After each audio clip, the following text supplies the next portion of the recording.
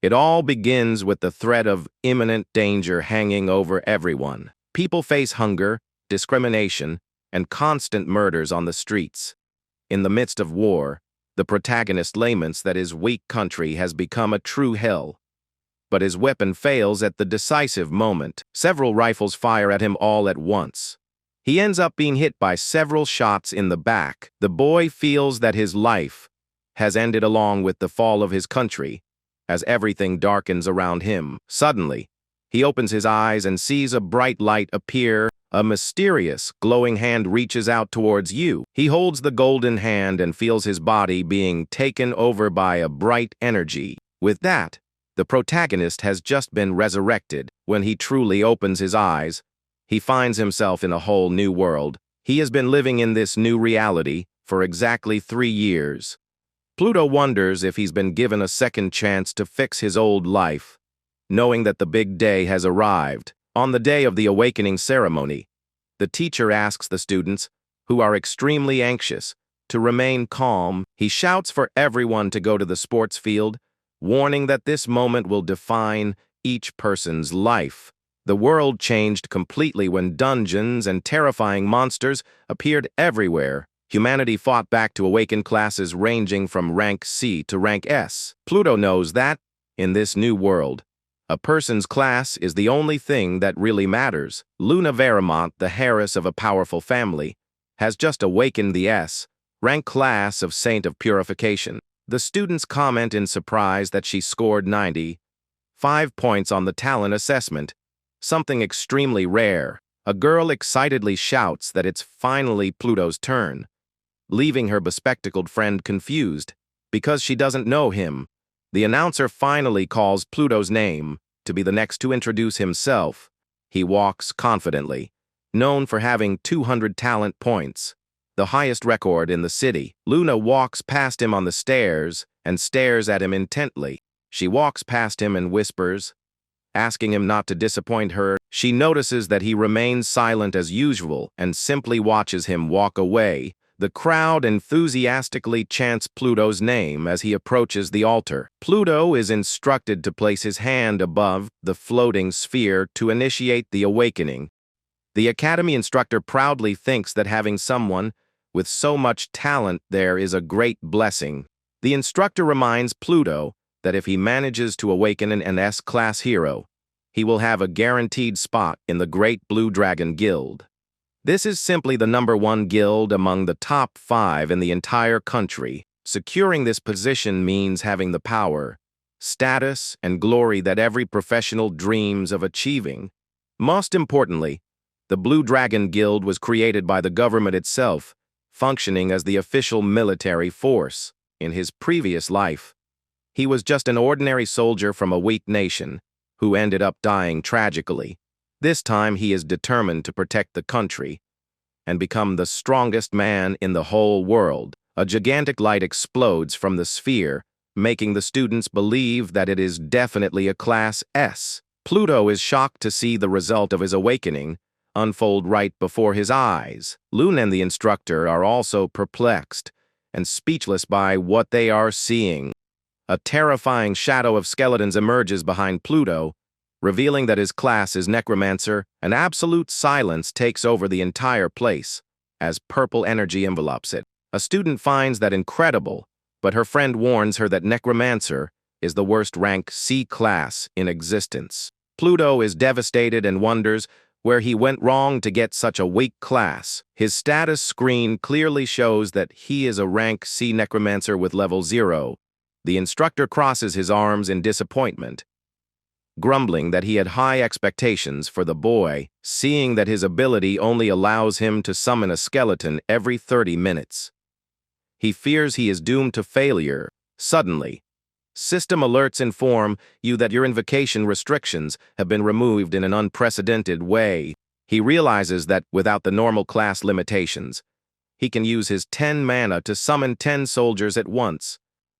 This is just the beginning, as his summons will become infinitely more powerful as he levels up. A veritable army of skeletal warriors will begin to emerge under your direct command. Having enough mana and no summoning limit, Pluto will now become a one-man army It all begins with the threat of imminent danger hanging over everyone. People face hunger, discrimination, and constant murders on the streets. In the midst of war, the protagonist laments that his weak country has become a true hell.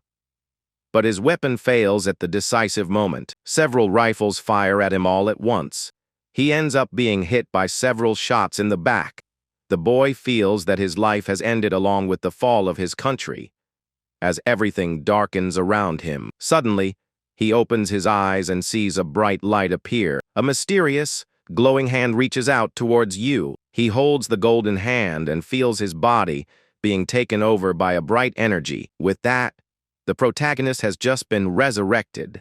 When he truly opens his eyes, he finds himself in a whole new world. He has been living in this new reality for exactly 3 years. Pluto wonders if he's been given a second chance to fix his old life. Knowing that the big day has arrived, on the day of the awakening ceremony, the teacher asks the students, who are extremely anxious, to remain calm. He shouts for everyone to go to the sports field, warning that this moment will define each person's life. The world changed completely when dungeons and terrifying monsters appeared everywhere. Humanity fought back to awaken classes ranging from rank C to rank S. Pluto knows that, in this new world, a person's class is the only thing that really matters. Luna Veramont, the heiress of a powerful family, has just awakened the S-rank class of Saint of Purification. The students comment in surprise that she scored 95 points on the talent assessment. Something extremely rare. A girl excitedly shouts that it's finally Pluto's turn, leaving her bespectacled friend confused because she doesn't know him. The announcer finally calls Pluto's name to be the next to introduce himself. He walks confidently, known for having 200 talent points, the highest record in the city. Luna walks past him on the stairs and stares at him intently. She walks past him and whispers, asking him not to disappoint her. She notices that he remains silent as usual and simply watches him walk away. The crowd enthusiastically chants Pluto's name as he approaches the altar. Pluto is instructed to place his hand above the floating sphere to initiate the awakening. The academy instructor proudly thinks that having someone with so much talent, there is a great blessing. The instructor reminds Pluto that if he manages to awaken an NS-class hero, he will have a guaranteed spot in the Great Blue Dragon Guild. This is simply the #1 guild among the top 5 in the entire country. Securing this position means having the power, status, and glory that every professional dreams of achieving. Most importantly, the Blue Dragon Guild was created by the government itself, functioning as the official military force. In his previous life, he was just an ordinary soldier from a weak nation who ended up dying tragically. This time he is determined to protect the country and become the strongest man in the whole world. A gigantic light explodes from the sphere, making the students believe that it is definitely a Class S. Pluto is shocked to see the result of his awakening unfold right before his eyes. Luna and the instructor are also perplexed and speechless by what they are seeing. A terrifying shadow of skeletons emerges behind Pluto, revealing that his class is Necromancer. An absolute silence takes over the entire place as purple energy envelopes it. A student finds that incredible, but her friend warns her that Necromancer is the worst rank C class in existence. Pluto is devastated and wonders where he went wrong to get such a weak class. His status screen clearly shows that he is a rank C Necromancer with level 0. The instructor crosses his arms in disappointment, grumbling that he had high expectations for the boy, seeing that his ability only allows him to summon a skeleton every 30 minutes. He fears he is doomed to failure. Suddenly, system alerts inform you that your invocation restrictions have been removed in an unprecedented way. He realizes that, without the normal class limitations, he can use his 10 mana to summon 10 soldiers at once. This is just the beginning, as his summons will become infinitely more powerful as he levels up. A veritable army of skeletal warriors will begin to emerge under your direct command. Having enough mana and no summoning limit, Pluto will now become a one-man army. Their skeletal warriors continue their relentless assault while their red eyes gleam menacingly. With precise strikes, another Void Hound is defeated, granting Pluto 20 experience points. Receiving 20 experience points per kill, Pluto realizes he can easily reach level 2 in less than 10 minutes. He calculates that his mana regenerates 1 point per minute, with 10 minutes being enough to fully recover it. The young man smiles, knowing that in a short time he will have a gigantic army of skeletons under his absolute command. Without wasting any time, he gives the attack order so that his summons continue advancing fiercely through the area. 2 more void beasts are defeated at once, ensuring your level rises even faster. A bright light surrounds him, indicating that he has just ascended to level 1 extremely quickly. He discovers that leveling up grants 5 free attribute points and instantly restores 30% of his mana. Knowing that mana is his greatest source of power, he distributes all his new points into it, raising the attribute to 15. With this increase in mana, Pluto celebrates upon realizing that he is now able to summon 15 skeletons at the same time. Confident in his ever-growing power, he decides it's time to head straight to the second floor. On the second floor, your minions face gray wolves, quickly defeating one and earning 40 experience points. Although the beasts have risen to level 2, he knows he needs to keep some soldiers on guard, because he is still fragile and cannot falter. He levels up again and realizes that training alone at this portal is too overpowered, deciding to put even more points into mana.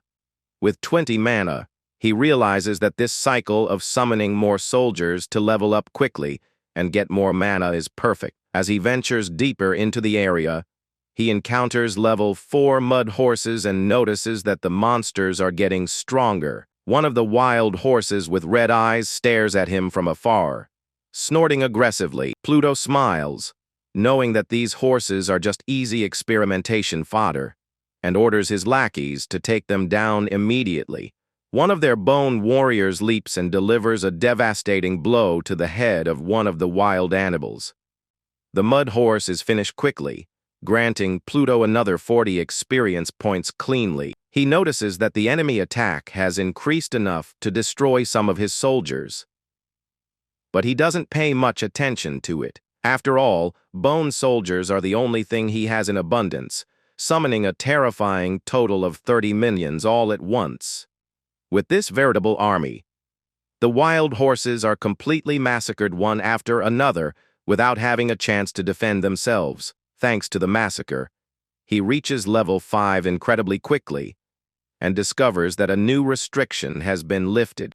The message reveals that the evolution lock has been removed, allowing your skeletal soldiers to absorb defeated enemies to evolve. This means that any defeated enemy can be absorbed to transform your soldiers into enhanced undead versions. He smiles proudly as he realizes that the more kills he makes, the more varied and powerful his personal army of the dead will become.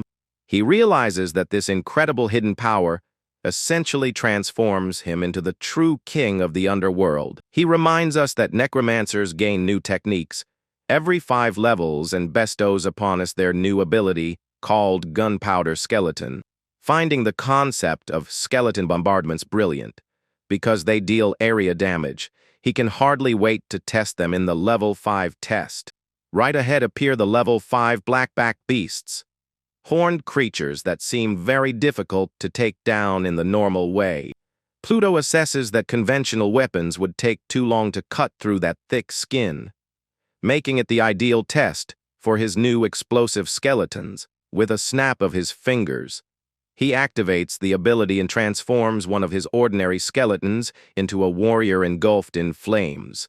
He commands his new summons to rush forward, carrying gigantic barrels of gunpowder on their backs to blow up the beasts. However, he observes the somewhat bizarre and funny appearance of his soldiers. For a few moments, he puts his hand to his face, embarrassed by the strange appearance of his new soldiers, but hopes that the explosion will cause enormous damage. The gunpowder skeleton runs as fast as it can toward the target, Lifting the heavy barrel with its bare hands, he reaches the horned beast that bellows angrily, not understanding what that small, bony creature right in front of him is. Suddenly, a colossal detonation occurs, generating a gigantic cloud of flames that consumes the surrounding monsters. Impressed by the devastating damage, he celebrates seeing that all the beasts were defeated at once, earning him a lot of experience. He concludes that he will need to increase his mana if he wants to use this explosive technique frequently.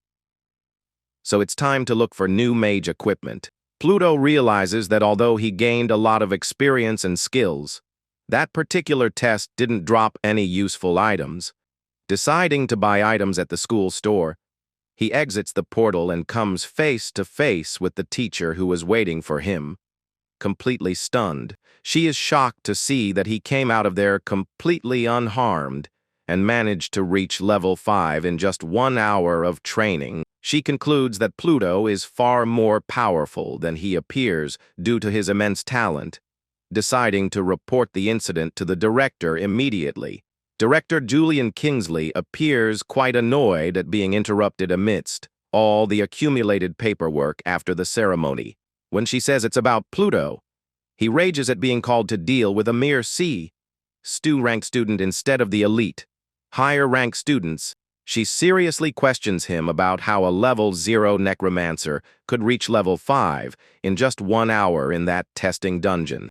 The director's eyes widen in disbelief, and he states that it's impossible, as even a weak Necromancer's invocation would be torn to pieces by the beasts. The teacher then wonders, intrigued, how Pluto managed to accomplish that impossible feat. Pluto gives up on buying items because they are too expensive and decides that the only way to get better equipment will be to hunt in dungeons. In the dungeon hall, he observes a defeated group and discovers that they lost in the dangerous giant rhinoceros dungeon. He decides to test his limits by choosing the gold difficulty of the level 5 rhinoceros dungeon, which is his current limit. Upon entering, he finds the view of the canyon incredible and begins to summon his skeletal warriors for combat.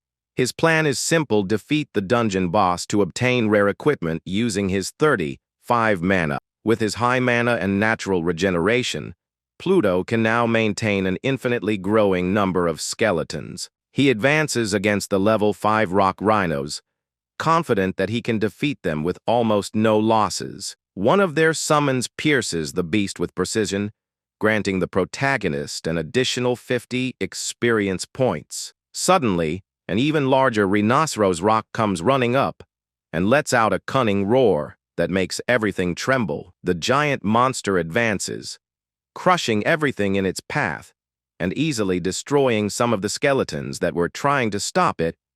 Pluto realizes that his soldiers' ordinary physical attacks are ineffective against that creature's extremely high defense. However, he smiles, knowing he's not a one-trick pony, and begins to prepare another strategy. He activates the ability and transforms one of his warriors into a gunpowder skeleton that leaps towards the monster. The detonation hits the creature directly in the face, instantly defeating the rhinoceros and yielding 100 experience points. Seeing that their defense is no match for the bombs, he decides to turn all his soldiers into explosives at once. The canyon is engulfed in a series of violent explosions that annihilate all remaining beasts in an instant. He reaches level 6 easily and calculates that defeating the dungeon's big boss will take him straight to level 7. At that moment, a truly gigantic shadow rises before him, revealing the fearsome rock rhino king. The colossal monster opens its mouth full of sharp teeth and lets out an absurdly deafening roar. Pluto is surprised by the creature's enormous size for a level 5 boss. But he is not intimidated in the slightest. He looks the monster straight in the eye and warns that the boss has already made the mistake of entering directly into his death zone. Almost effortlessly, 100 gunpowder skeletons are positioned in the ravine above, ready to detonate everything down below. A colossal explosion consumes the boss completely, guaranteeing its elimination, and 5,000 experience points all at once. He climbs to level 7 and is surprised to see that the boss has been vaporized before he can even muster a reaction. Suddenly, a mysterious and bright light begins to descend from the sky, drawing the protagonist's attention. This is a giant rock staff of epic quality, which grants 10 defense and 30 extra mana points. Pluto excitedly celebrates finally hitting the jackpot by getting such a valuable item drop. He remembers the equipment rarity chart, which ranges from common to unique, with epic being one of the rarest levels to obtain. He celebrates getting an epic item in his very first dungeon, which is exactly the mage staff he needed. He knows very well that even a rare quality item would cost at least 100 gold coins in the school store. Combining your level increase with the extra attributes of the epic staff, your total mana skyrockets to 75 points. With all this mana available, he can now summon 75 skeletal soldiers at once. He exits the dungeon portal and ends up running into Adrian and his group of colleagues. Right at the exit, Adrian smiles maliciously and says that his offer to help Pluto still stands, as long as the boy begs for it. Pluto just stares at him silently and coldly, showing no reaction to the provocations. Adrian asks what he's doing there, mocking that nobody wants to carry a rank C failure like him. He proudly displays his rare new equipment and repeats that Pluto would have everything if he would agree to humble himself before him. The other students support the jokes and say that Pluto should accept being Adrian's dog, so he doesn't end up alone and a failure. The blonde girl in the group grumbles disgustedly at Pluto, stating that no woman in the world would accept being near him. Pluto finally opens his mouth to speak and calmly announces that he will only say this once. Surprising Adrian, he stares at the boy with an intimidating, purple-eyed look and tells him to go to hell without any ceremony. Adrian gets furious, grabs Pluto's tie tightly and yells, asking what he just said. The blonde girl holds Adrian and asks him to calm down, reminding him that fighting is strictly forbidden inside that dungeon hall. Several students around begin to make space as they watch the tension grow between the two boys. The academy guards appear running and shouting, asking what the hell is going on there. The guard asks if they are fighting, but Adrian quickly dismisses it, saying they are just old colleagues joking around. The guard orders them to enter the dungeon or leave, but Adrian asks for a second to speak with Pluto. He approaches and whispers menacingly that Pluto got lucky this time, but that outside of here he'll be finished. Next, Adrian calls his group to leave, determined to get them to level 5 that same day. He thinks to himself that he would have finished off Adrian right there if they hadn't interrupted the fight. The guard says that trash like that is beyond saving and asks Pluto to call him if he is bothered again. Receiving a thank you from the boy, upon seeing the boy head towards the portal, the guard shouts, warning that the dungeon is too difficult and suggests the level 1 rabbit field. However, the security guard is speechless when he notices a very important detail about the boy. He notices that Pluto is carrying the giant rock staff, determined to use the 4 remaining daily entries to train. The guard knows that this staff only drops when defeating the Rhino King on gold difficulty, concluding that the boy did it on his own. He is astonished to realize that Pluto defeated the boss single-handedly, as the young man begins his second daily entry into the dungeon. Pluto knows he needs to pick up the pace to finish all his allowed daily entries today. Outside, the guard confirms his suspicions when he sees that he really did choose the gold difficulty again. He reflects in surprise that if Pluto manages to solo that dungeon, he has accomplished a feat that not even S-rank awakened beings can achieve. Within the challenge, the Rhino King roars fiercely at the protagonist, who has already positioned his explosive warriors. Pluto just smiles ironically as he watches the giant monster bearing its fangs at him. The boss is quickly blown up once again, yielding a lot of experience, while only 2 daily entries remain. On the third attempt, a new colossal rhinoceros snorts angrily right in front of the boy. The young man smiles slightly commenting that these monsters never seem to learn their lesson for real. Another devastating explosion immediately occurs, sending the monster flying mercilessly. He orders his servants to keep moving forward quickly to finish all the work. Another boss falls defeated to the ground, and the system warns that there is only one last daily entry left. He collects a huge amount of loot items, but since they are useless for his mage class, he decides to sell everything afterwards. With his daily attempts exhausted, he decides to rest, knowing that the important professional test will take place the following morning. His updated attribute screen shows that he has now reached level 9, with his total mana reaching 85 points. The following day, Aurora Academy is bustling with activity. As students prepare for their assessments, students comment that everyone is at the same level after a day of awakening, with some boasting about having reached level 4. Hearing that they are only at level 2 or 4, Pluto is surprised to notice how slowly they progress in the dungeon. Adrian appears again to provoke him, asking disdainfully how the difficult training of his weak Necromancer class is going. He boasts that he trained all day and managed to reach level 5, asking if Pluto has found someone to carry him yet. The director goes up on stage and asks everyone for silence, announcing the start of the school's traditional professional test for newcomers. He reveals that the top 5 will be chosen by the Blue Dragon Guild, and that first place will win an epic piece of equipment as a bonus. The students' eyes widen in surprise when they learn about this epic and valuable prize that will be at stake in the competition.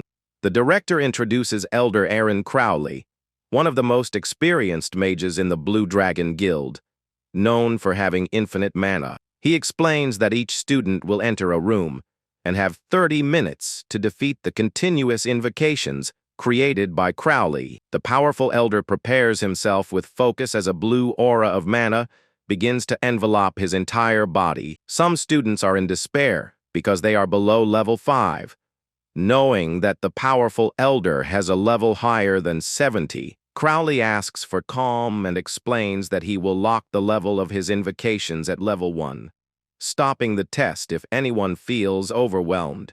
Knowing that the monsters will be easy, the students celebrate excitedly, knowing they can do their best without risking their lives. Adrian taunts Pluto, saying the test will be easy, but that even a C-rank trash will struggle to get a single kill in there. Pluto stares at him menacingly and replies that there's no reason to wait, as he's ready to play with him right now. Adrian accepts the challenge with open arms and proposes a bet to see who can achieve the highest ranking in the race. He starts laughing loudly and mocks Pluto for wanting to compare rankings with him, being just a weak necromancer. Asking if he still thinks he's the genius he used to be, Adrian tells Pluto to choose the humiliating punishment for the loser.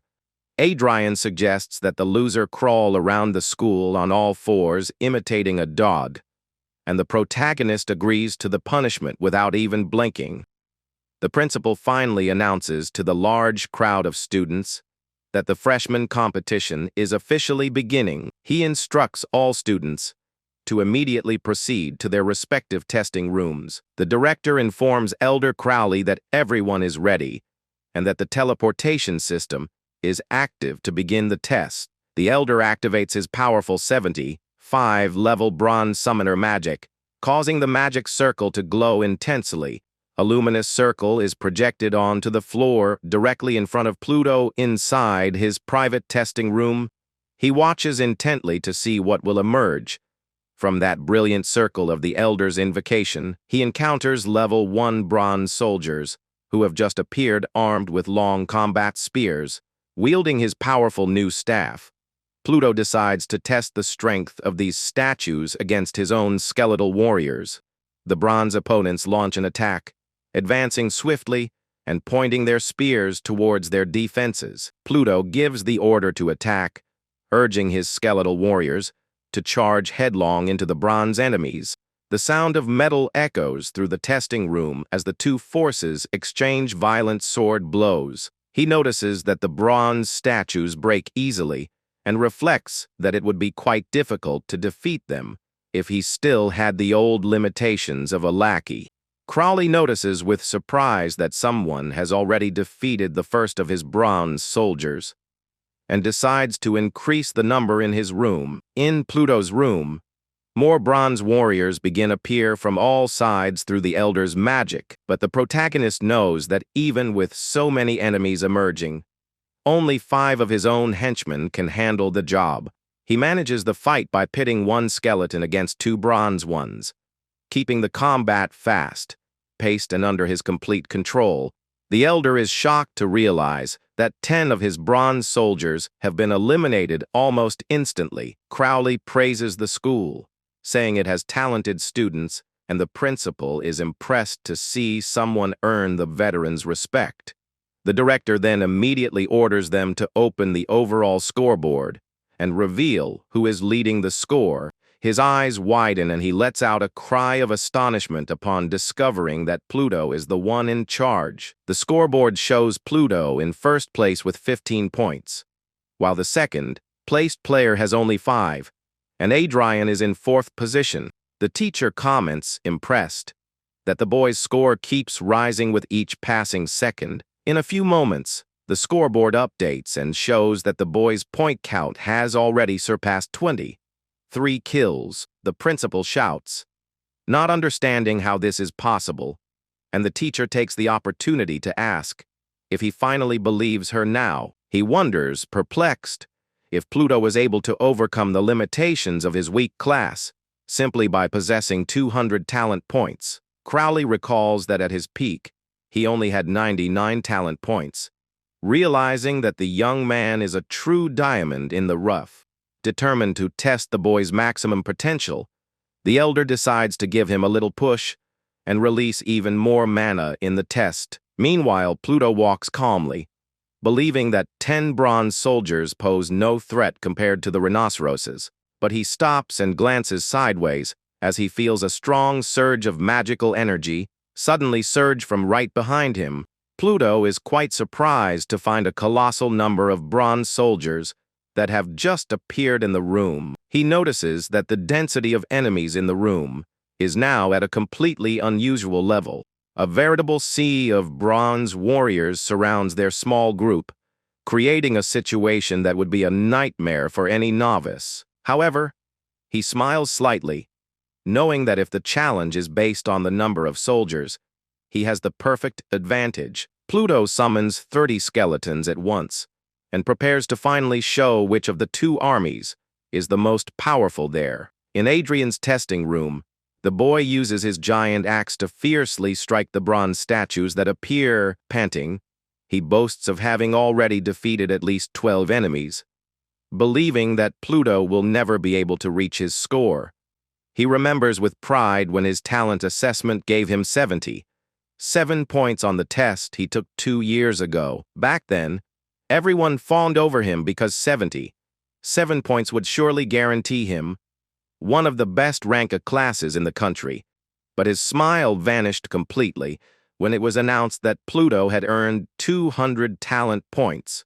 Adrian is consumed by envy seeing the spotlight, and all the students' attention focused entirely on Pluto at that time. The students commented in amazement that this amount placed the boy at the very top of the entire country. Even the teachers asked the other elite students to try to keep up with Pluto's brilliant pace.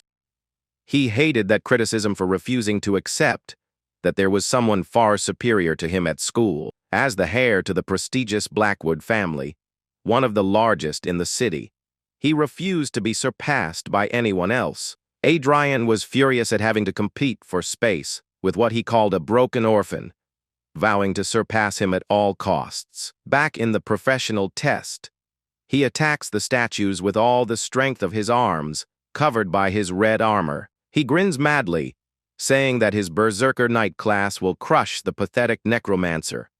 Ordering Pluto to prepare to bark, he laughs victoriously as he sees that his personal score has reached 15 kill points in record time. But in Pluto's room, his warriors advance, slicing through enemies with ease, raising their points to 79. The boy's summons move with mastery, dodging thrusts and easily breaking bronze armor. One of their giant axe-wielding skeletons delivers a devastating blow to the head of one of the metal opponents.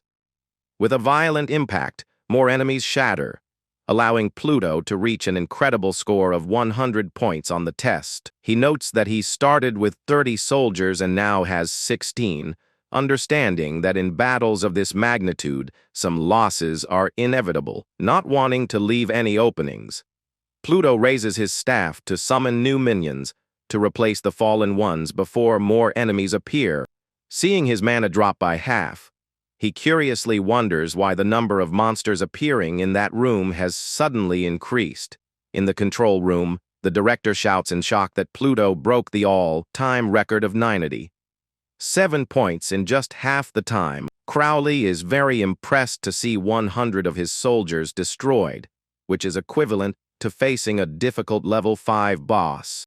The old man murmurs playfully, wondering if the boy is trying to embarrass him during the test. To the director's astonishment, Crowley unleashes a massive column of blue mana to fully invoke his maximum power in the protagonist's room. The elder's eyes widen and he sounds cold, realizing that the situation has completely spiraled out of his control. The director asks worriedly if the elder is all right, or if the large number of summons has consumed too much of his mana.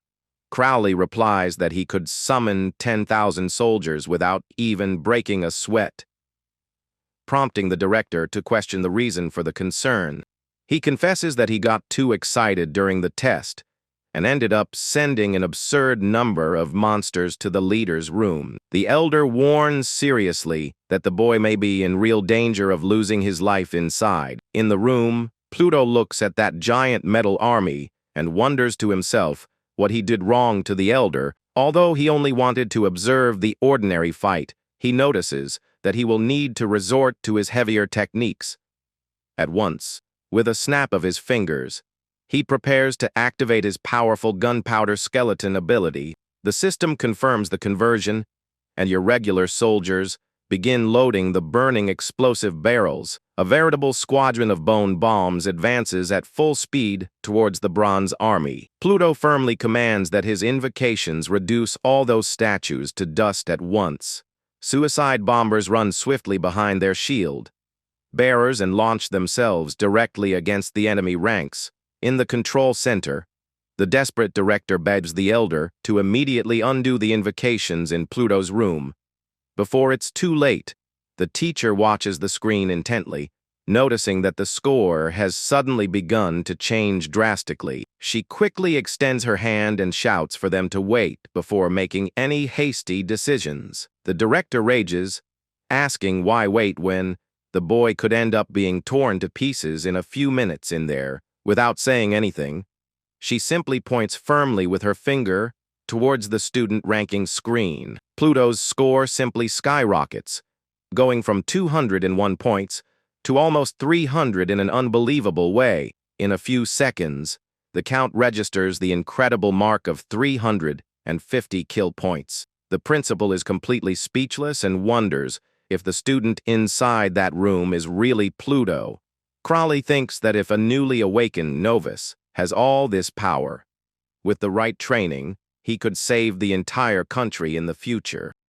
The director pleads again with the elder to remove the monsters, but Crowley refuses because he wants to see what the boy's real limit is. In the room, a colossal series of explosions takes over the scene as its points rise to 800. Their suicide bombers keep running around and blowing everything up, quickly raising their score to 900 points. The scene is filled with smoke and metal debris from dozens of destroyed statues. Pluto walks calmly amidst the ruins and notices that there are still some bronze survivors standing. He coldly orders his summons to eliminate every last one of those metal warriors at once. He reaches the incredible mark of 1,000 points, and ironically thinks that the place has turned into a real war zone. In the control center, the three watch in astonishment and realize that the summons have finally stopped appearing in the room. Crowley murmurs in disbelief that the boy eliminated absolutely every single one of the bronze soldiers he summoned there.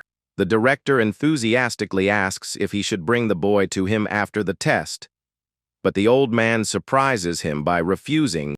The two teachers stare at him in surprise, not understanding the reason for his curt reply. With a sharp, blue-eyed look, he warns that he will meet the boy in person. The principal tries to stop him by reminding him that the test isn't over yet, and that the other students need their summons. He says that this is irrelevant, as his physical presence in the city will not interfere with the summons in the other rooms. He is fascinated by the idea that if that score is real, Pluto's potential is far beyond measure. The elder activates his teleportation circle to go and meet the boy at that exact moment. Inside his silent testing room, Pluto sighs in relief at finally having finished the test. He reflects that facing over 100 bronze soldiers at once would have been terrifying without using his area bombs. But he becomes alert again when he sees a new magic circle projected onto the floor of his room. Pluto is confused to notice that only a single silhouette is emerging from that portal of light energy. Not wanting to take any chances, he orders his skeletal servants to surround the mysterious intruder immediately. The bone warriors leap and unleash their sword attacks directly against the intruder. But Pluto shouts, ordering them to stop immediately. Upon recognizing the face of the elder Aaron Crowley, the senior mage observes the blades stopped millimeters from his face and recognizes that they are indeed necromantic soldiers. The protagonist is confused by his presence there and asks what an elder of the guild brings for his test. Crowley comments that only C-rank necromancers can use that magic, and Pluto confirms that this is exactly his class. He points out that this class faces a severe and insurmountable limitation of being able to summon only 1 minion every half hour. The elder stares at him seriously and says that not even 30 minutes have passed since the start of the professional test. Crowley leans on his staff and presses it, asking how exactly he managed to create so many soldiers at once. He sounds cold when he realizes he's been caught red-handed and hesitates about whether or not to tell the whole truth about his power. The veteran warns that he will not force him to talk, but demands to know only if he can control this power to protect the country. Pluto believes that protecting the country is the reason he gained a second life, and that, to achieve this, he will need Crowley's approval. Deciding not to reveal all his cards at once, he resolves to show only enough to convince the veteran. He raises his staff and begins summoning his skeletal soldiers right in front of the experienced guild mage. Pluto lies, saying that his ability has a 30-minute cooldown and that he only summons one skeleton at a time. He adds that they have a maximum duration of only 1 hour before disappearing completely. But mentally, the protagonist celebrates, knowing that none of these limits truly apply to him. Its invocations are completely free from any type of restriction that the common class normally imposes. Crowley is stunned to realize that the young man possesses unrestricted necromancy. He narrows his eyes in amazement as he calculates the absurd magnitude of the power that lies before him. He realizes that with enough mana, Pluto alone will command a tireless army that doesn't need supplies. Receiving a yes from the boy, the elder notes that Pluto's value goes far beyond being just a promising newcomer, existing on a completely different level. He states that he will invest everything he has in the boy, and that after the test, he will go directly to speak with the president to secure his future in the guild. Crowley promises to return the next day and disappears into the portal, leaving Pluto shocked to learn that he will be speaking with the president of the Blue Dragon Guild. Suddenly, the teleportation circle begins to flicker as if it were experiencing a magical malfunction. Before disappearing for good, Crowley reaches out and gives Pluto a mysterious golden key as a gift. Pluto's eyes widen as he immediately recognizes what that valuable key is. The veteran smiles and asks if he has ever heard of the legendary Blessing Rift. Pluto immediately confirms, saying that he read about this place in his academy classes. This location adapts to the challenger's level, offering much more experience than common trials and better item drops. Almost no one can get in there, because it requires a rare key that drops with only a 0.1% chance.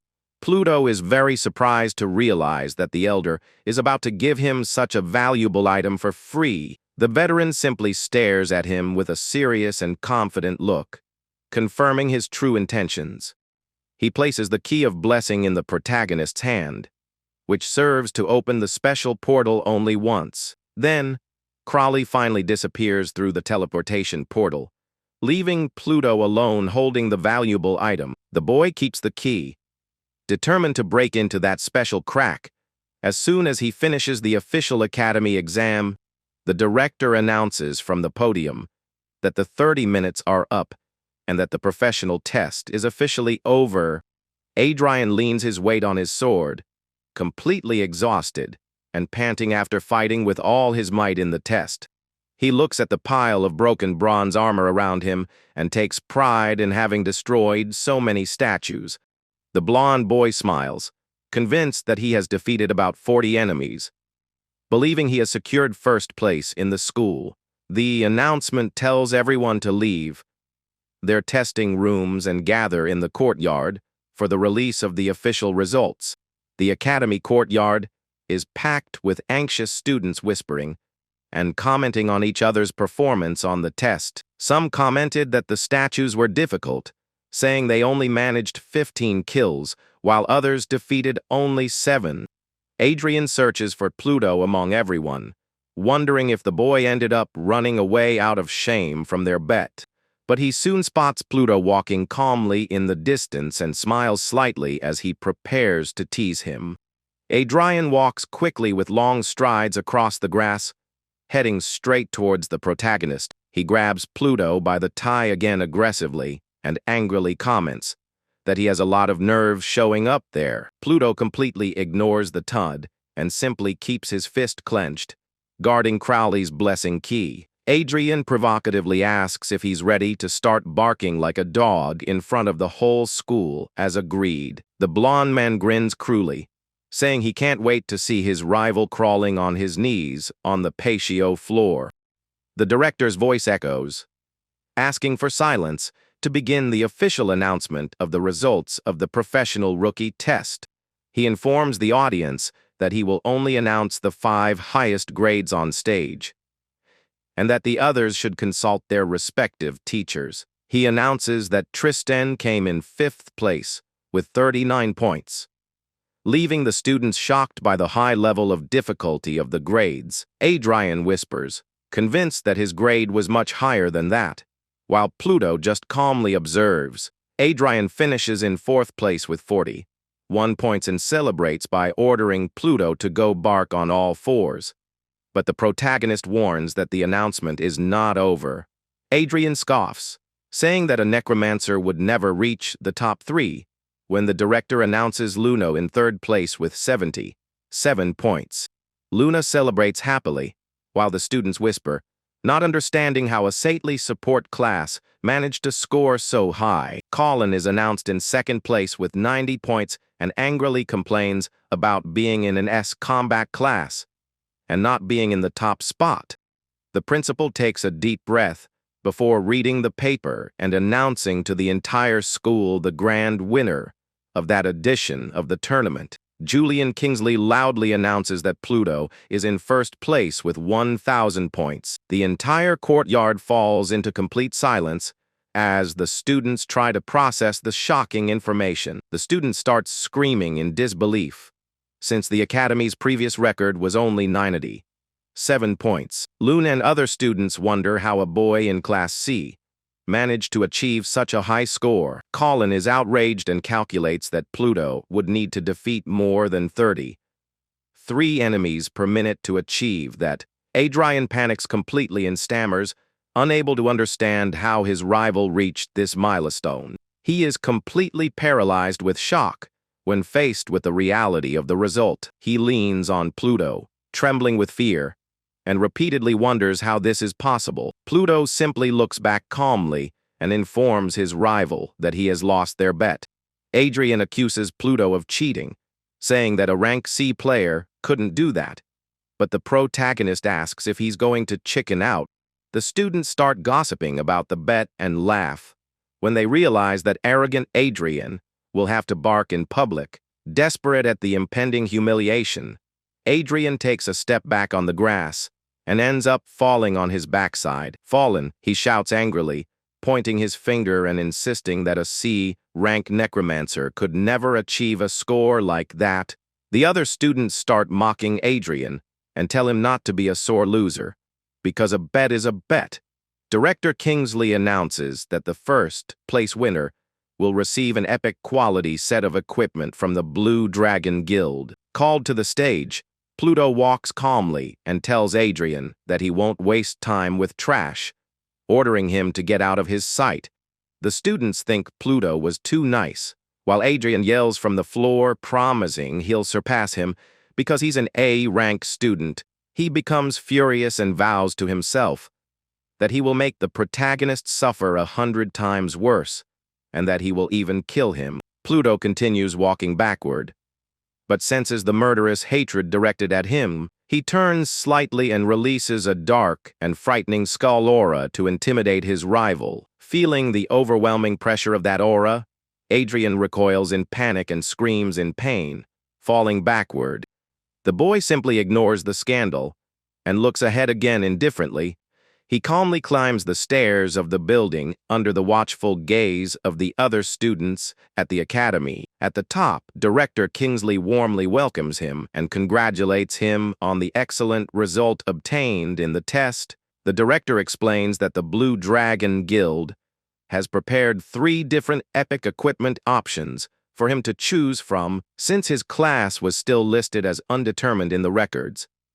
The director tells the boy to choose whichever he prefers. Pluto carefully examines each of the 3 items floating in front of him. He dismisses the heavy armor and wolf longsword as they are items geared towards tanks and warriors. With only the mysterious cloak that grants mana bonuses remaining, Pluto realizes he has no choice but to take it. By donning the lunar veil cloak, he celebrates the mana bonus that will allow him to summon 50 more soldiers at a time.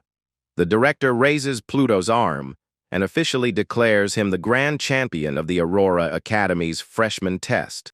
The entire crowd of students goes wild and starts chanting the protagonist's name in unison across the courtyard. Pluto lets out a slight smile as he hears the celebratory shouts of everyone around him. The director announces that the newcomer test is over, but reminds everyone that the guild will take place in 1 month. Later, the scene changes to a rather simple and run-down condominium in a suburban area. Inside his humble room, Pluto calmly observes the key of blessings shining in his hands. He remembers the instructions from the book on how to channel magical energy directly into the golden key. By doing this, the object begins to release dark sparks and open a magical rift in mid-air. The portal opens completely in his room, confirming that the item allows access to the rift from anywhere. He remembers Crowley's advice to find reliable allies, preferably from the healing class. Pluto mentally apologizes to Elder Crowley for not following his safety advice. He decides he prefers to go alone into the crevice and walks directly into the dark portal. The portal consumes the boy completely as he is transported to the new hunting grounds. Upon reaching the other side, Pluto encounters a mountainous region filled with arid rocks. He spots level 9 blade-tailed leopards and knows they are fast, dangerous, and that he needs absolute focus. Pluto plants his weapon in the ground and plans the best strategy, which consists of preventing the beasts from approaching him. With the summoning command, he orders his new bone soldiers to protect him and form an impenetrable barrier. The skeletal warriors quickly take up positions, raising their metal shields to surround the master. One of the leopards tries to attack by jumping over the barrier, but is sliced to pieces instantly, granting 300 experience points. Pluto is surprised by the huge amount of experience gained there and realizes he's going to level up very quickly. After defeating the first leopards at the entrance, Pluto decides it's time to venture deeper into the crevice. He realizes that keeping so many soldiers protecting him wastes attack power, and he needs to solve his survival problem. Suddenly, one of the leopards uses its sharp tail to strike one of its skeletal warriors. The skeletal soldier retaliates fiercely against the attack and eliminates the beast, earning an additional 300 experience points. Then, a bright light envelopes him and Pluto finally reaches level 10, reaching the double digits. Upon reaching this milestone, the system notifies you that a new ability called Death Gaze has been unlocked. This new level 10 skill allows him to use powerful crowd control through Death Stare. He analyzes that the duration of the fear effect depends on the level difference between him and his opponent. Pluto remembers that most people undervalue this technique because of the long 24-hour recharge time. However, thanks to his restriction removal talent, he will be able to use this dread effect endlessly if he has enough mana. Suddenly, a loud bang echoes through the area with the violent impact of gigantic claws against the ground. This is the blade-tailed leopard king, the great chief of that area, who emerges roaring furiously. The protagonist is somewhat surprised to realize that the Rift boss has already appeared so quickly. Without wasting any time, he raises his side and orders his warriors to surround the monster and eliminate it. However, the gigantic feline advances with extreme speed against the bone soldiers. With a single swipe of its sharp tail, the monster tears apart several soldiers at once. Pluto realizes that the king's speed is absurd, breaking the defensive formation before it is even complete. He notes that, in this way, his summons will be completely destroyed before they even manage to touch the boss. Faced with this complicated situation, Pluto decides he will need to act on his own and wields his scythe. He begins to gather an enormous amount of dark, magical energy around him. A colossal red rift begins to open in the sky, generating terrifying pressure. Pluto decides this is the perfect opportunity to test the power of his new Death Stare technique. He screams very loudly to get the direct attention of the gigantic feline boss. The monster immediately turns its head towards Pluto with a look full of fury. The creature lets out a thunderous roar as dark energy begins to completely envelop it. Pluto smiles confidently when he sees that the boss fell right into his trap. The Death Gaze is activated in the sky and channels all its terrifying power directly against the target. Upon making eye contact with the enormous red eye, the Leopard King enters a state of terror and begins to tremble. Pluto analyzes that the monster's level is lower than his, which should guarantee about 5 seconds of paralysis. He decides to summon his gunpowder skeletons and prepares to use the technique again. As soon as the effect wears off, several bone warriors carrying barrels of explosive gunpowder appear around the protagonist. With a confident gesture and a sharp gaze, Pluto commands his summons to advance against the opponent. A series of destructive explosions hits the feline boss directly, engulfing the monster in flames. The enormous leopard roars in agony amidst the intense fire caused by the exploding barrels. The terror effect finally wears off, and the monster tries to escape the flames by jumping desperately. But Pluto activates his restriction removal again to cast the Death Stare once more. Devastating new explosions occur around the Leopard King as dark power strikes him head on. The colossal red eye appears once more in the skies, halting the movements of the enemy boss. Completely cornered by Pluto's ruthless strategy, the monster is consumed by a massive final explosion. With the fall of the boss, Pluto receives 30,000 experience points and is impressed by the reward from that rift. He levels up to level 11 and realizes it's impossible to get that much experience in other common dungeons. He recalls releasing a new restriction removal as soon as he reached level 10 before his boss interrupted him. The system shows that the physical form lock has been removed, allowing him to temporarily switch to infernal form. He is fascinated to discover that this new transformation makes him completely immune to any kind of damage. Pluto notices that the new technique drains his mana very quickly, concluding that he needs to focus on gaining even more MP points. Suddenly, he notices small golden sparkles floating in the air and looks intently in their direction. A huge beam of golden light surges from the ground, and Pluto wonders if he just managed to get a legendary item so early. Meanwhile, elsewhere, the scene focuses on the imposing facade of a luxurious mansion with classical architecture. Inside, Adrian is seen sitting on a red sofa holding a glass of wine while grumbling angrily about Pluto. He remembers that dark and terrifying look from the protagonist and trembles with hatred as he wonders what the hell that was. Adrian runs away terrified, remembering that Pluto completely humiliated him in front of everyone. He vents all his anger by smashing a glass with his own hand inside his luxurious mansion. The butler asks if his hand is alright, and Adrian orders them to clean everything up quickly because a visitor is arriving. While cleaning the floor, Adrian vows to himself that Pluto will pay dearly for crossing his path. The butler returns shortly afterwards, announcing that the mysterious visitor has finally arrived. Adrian shouts, ordering the servant to leave immediately, and the employee apologizes as he hurries away. He orders them to let the visitor in, and then all the staff to leave them completely alone. A mysterious man wearing a blue cloak with a bright bow on the back enters the room imposingly. In the hallway, the servants whisper in fear, wondering who that man is who seems so dangerous. The senior butler says that calling him dangerous is still an understatement to describe the true danger he poses.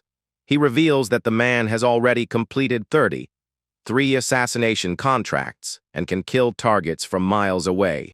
Cedric is an 18th, level A, rank marksman who warns that he charges double if the target is a woman or child. Adrian laughs in relief, saying that the target is a man, and the assassin replies that it's no fun like that. Cedric settles comfortably onto the sofa and asks point blank if the target is a professional.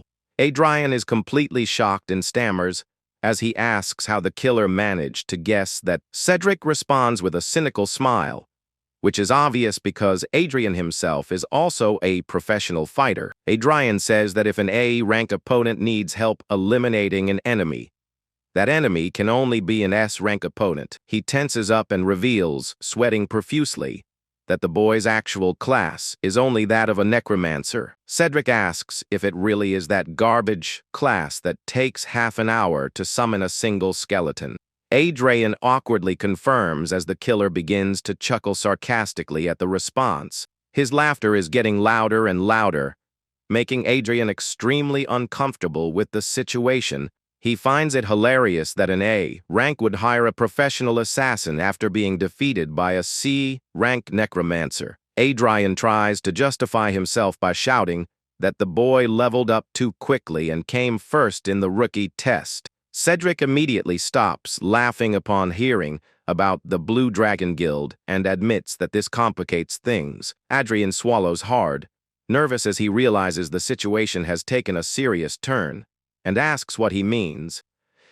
The assassin simply grins broadly and shouts that the price of the service has just gone up considerably.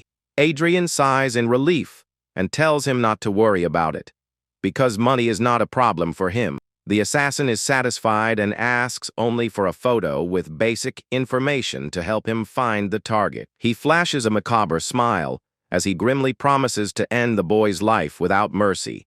Adrian assures that he can give much more detail than the basics, since he is a classmate and knows where he lives. The assassin says this makes everything easier, but Adrian warns him not to fail, or the Blue Dragon Guild will find out. Cedric turns around with a frightening look and a dark aura, asking if the boy is really doubting him. Adrian completely panics and stammers, saying it was just a friendly reminder for him not to get angry. The shooter walks away grumbling that he doesn't need advice from a loser who can't even handle a rank C. Adrian is furious at being looked at like that again and curses the arrogant killer. He throws himself back onto the luxurious sofa, trying to calm down while thinking that none of this matters anymore. With a completely insane look, He whispers that he doesn't care how it happens as long as Pluto ends up dead. He screams furiously for Pluto as a dark, purple fissure begins to open in an empty student room. The system screen displays the attributes of a legendary dagger called Void Cutter, with extremely high agility.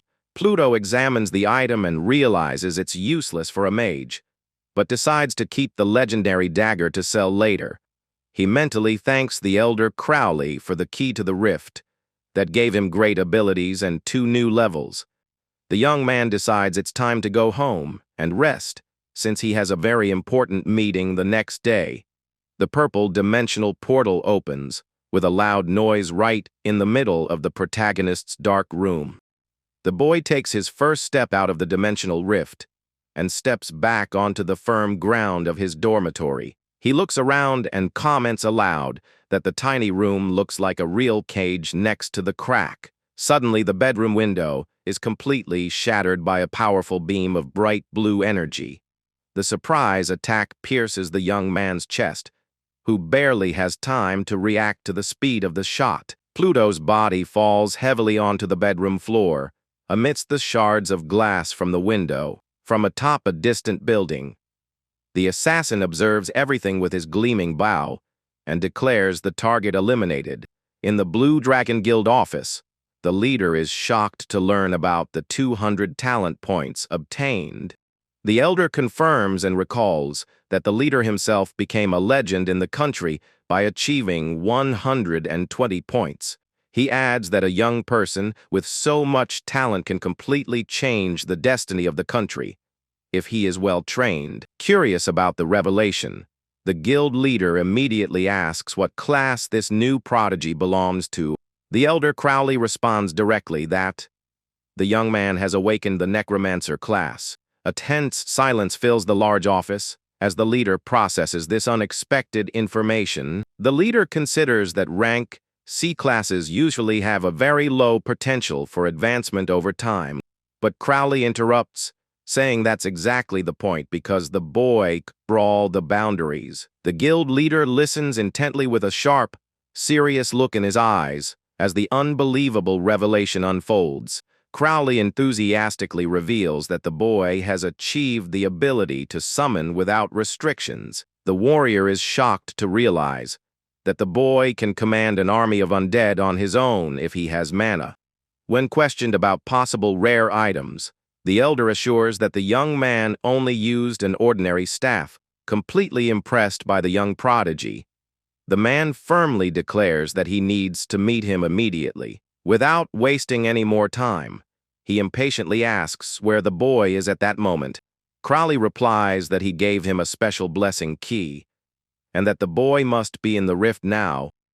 The leader is concerned about the lack of contact, but the elder reassures him, saying that he sent the young man with support. He adds that with the immense power of summoning, any basic healer would be enough to protect him. The leader silently reflects that this unbridled young man may be the country's greatest salvation in the coming war. Meanwhile, in Pluto's dormitory, the blue projectile cuts through the air with impressive speed in the darkness. The gunshot shatters the window glass and enters the silent room, generating a deafening noise of shattered glass. The energy arrow strikes the protagonist in the chest from behind with surgical precision and devastating accuracy. On top of a building, Cedric celebrates eliminating the target, but laments not having managed to get the key to his slot. He flashes a creepy, wicked grin as he prepares to savor the rest of the show from afar. He anxiously awaits the desperate reaction of his teammates when they find the body, but suddenly the place begins to emit a mysterious purple glow that cuts through the silence of the destroyed dormitory. Cedric finds it strange that the rift has already closed and no one has come out of it, starting to suspect something very bizarre. He wonders in shock if the young man could have entered the crevice completely alone and managed to get out alive. In the room, Pluto calmly leans against the floor and sighs in relief, commenting that it was very close to being the end. He realizes that without his infernal form, which makes him immune to physical damage, he would just be a corpse now. The young man complains of being shot in the back with an arrow as soon as he emerged from the crevice, and having to go through this ordeal out of nowhere. Furious at the attack, Pluto activates the death stare ability, his eyes glowing red from afar.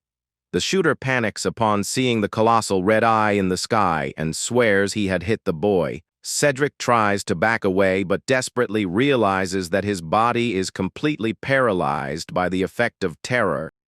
He tries to calm himself down by remembering that they are far away and that the boy cannot attack him from such a distance. He concludes that he only needs to resist the time control and then find infinite ways to kill the target. The killer clenches his teeth, concentrating and repeating to himself that all he needs to do is resist. Pluto reveals that he wanted to fake his death to lure the shooter, but he didn't expect him to be so cautious. However, he gives a cold smile, stating that he always has a plan B while summoning a soldier from behind him. The sniper's eyes widen, unable to comprehend how a zombie soldier managed to appear there so suddenly. The skeletal warrior delivers a swift and precise sword strike, hitting the assassin squarely in the back. The terror effect finally wears off, and the villain manages to use his quick reflexes to destroy the skeleton. He scoffs, saying he's level 18,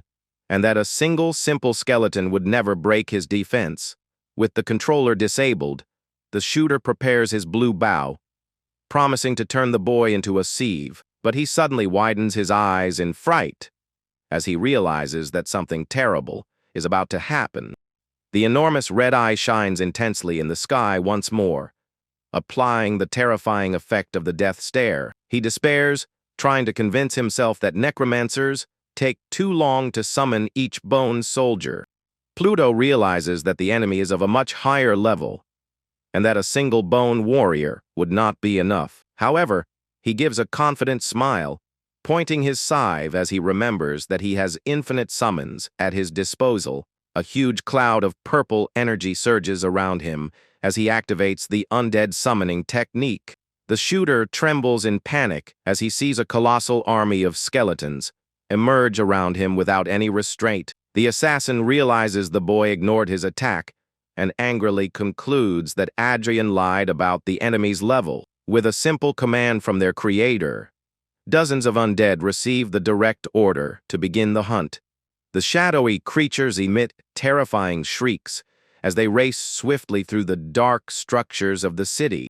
They begin to climb the building's walls with impressive ease and sharp claws on their bony hands. The sound of claws shattering glass echoes across the building's facade as the creatures climb relentlessly. Cedric tries to retreat across the roof, but is shocked to find that dozens of walkers have already surrounded the entire escape route. One of the bone warriors leaps aggressively toward the shooter, brandishing a sharp axe in mid-air. Pluto looks up at the top of the immense building and laments somewhat that his Necromancer class still doesn't have the power to fly. Cornered on the ground, the assassin begs for mercy and screams desperately that he wants to negotiate with the master. The protagonist stands imposingly before the criminal and asks if he really thinks he's useful in any way. The young man looks at the sniper surrounded by his soldiers and says he is curious to hear his proposals. The assassin tries to save his own skin by offering to reveal the identity of the person who hired him in exchange for his life. To the villain's surprise, Pluto reveals that he already knows it was Adrian and that he will resolve this matter very soon. Cedric is completely paralyzed with panic and screams desperately, not understanding how the young man already knew the truth. He begs, offering to kill 3 people for free. But the boy warns that a killer must be ready to die. The protagonist stares at him with a grim look and admits that the man really does have some valuable use for him. However, he adds that this feature can only be used after the criminal is dead. Without any hesitation in his gaze, the young man gives the final order for his bone soldiers to finish off the enemy. Cedric screams desperately for help, vowing to do anything to avoid being murdered so brutally. One of the bone warriors raises his weapon and delivers a deadly, precise blow with all his might against the target on the ground. The killer's scream of agony echoes through the place as splashes of blood splatter across the protagonist's face. Pluto silently observes the lifeless body of the dangerous gunman stretched out on the icy roof of the tall building. Exhausted from all that sudden combat, the young man ends up collapsing to the ground to get some rest. He lets out a long sigh of relief and comments that finally all that absurd commotion from the attack is over. He analyzes that his infernal form consumes a lot of mana per second, and that his spells have almost drained his strength. He recalls that the summoning distance allowed him to get a skeleton out of the room in time. The skeletal soldier received the direct order to track down and ambush the shooter before the boy was hit. While his summoning was running, the boy served as bait to capture the criminal's attention from afar. He leans on his staff, feeling the terrible sensation of exhaustion caused by the total lack of mana. The boy admits that Cedric's ability to shoot with such precision from miles away is frightening. He approaches the body, extending his hand, and hopes that the new spell won't consume the little mana that remains. With a bright purple energy, he begins to extract Cedric's soul from his lifeless body in order to use it. The system warns that the evolution lock has been removed, allowing your soldiers to absorb souls to evolve. He holds the brilliant energy in the palm of his hand. Knowing that this is the soul of the professional marksman, the boy directs his soul towards one of his bone soldiers to begin the evolution process. A violent whirlwind of dark, purple energy engulfs the soldier as the evolution process is activated. The wind blows strongly around, with the flames of darkness shaping the new physical form of that summoning. The purple glow begins to slowly dissipate, revealing the imposing silhouette of the modified warrior. The system warns that evolution is complete and reveals a level 11 rank no sharpshooter with skills. The new summon has the power to see for miles and create high damage magical arrows. The boy smiles contentedly, realizing that the summoning level will increase along with him from now on. Suddenly, a red warning appears indicating that incomplete evolution makes it impossible to use it in combat. Pluto is a little surprised by that unexpected system warning and wonders what might be missing. He puts his hand on his chin and begins to analyze all the possibilities to try to solve the enigma. Suddenly, a brilliant idea flashes through his mind as he looks at the fallen objects surrounding the dead shooter. The boy looks in the direction of Cedric's blue bow and realizes that the right weapon might be the key to everything. Upon picking up the epic rarity bow, he discovers that the weapon grants a great mana bonus to the wielder. Even though he finds the effect simple, Pluto lets out a small smile when he sees that the bow fits perfectly. The boy extends his arm and hands the bow to the new skeletal summon to see if his theory works. The skeleton holds the bow and lets out a monstrous roar as the system confirms that evolution is complete. Pluto understands that the secret was indeed the weapon and concludes that without equipment, there is no combat for his summons. He asks the shooter to use that blue bow for now, promising to provide better equipment in the future. The skeletal soldier accepts the order loyally and says in a terrifying voice that he will do whatever his master commands. The young man gets a huge shock when he suddenly realizes that his evolved soldiers now have the ability to speak. The bonny creature with bright blue eyes simply confirms calmly, respecting the authority of its creator. The warrior kneels respectfully before Pluto and announces that he would like to make a very important request. The creature respectfully begs on its knees for the protagonist to grant it a proper name from then on. The boy is thoughtful about the unusual request to name one of his undead summons. He agrees in thought, noting that calling him only by his combat class name would be rather strange. He reflects that, being his first successfully evolved soldier, the choice of name deserves a lot of attention. Pluto delves into his deepest ancient memories, searching for inspiration from his past life to draw upon there. The scene cuts to a quick glimpse of her memories from a past life, showing a devastated urban landscape. A highly skilled military sniper is shown calmly reloading his powerful sniper rifle. Young Pluto appears much younger and asks if that rifle would really be capable of eliminating the enemy commander. One of the experienced soldiers from his former guild warns him, asking if the recruit knows who he is. The soldier reveals that the man is a living legend capable of eliminating targets from a distance, and that his enemies called him the Distant Reaper who silently and lethally eliminated targets without giving them a chance to defend themselves.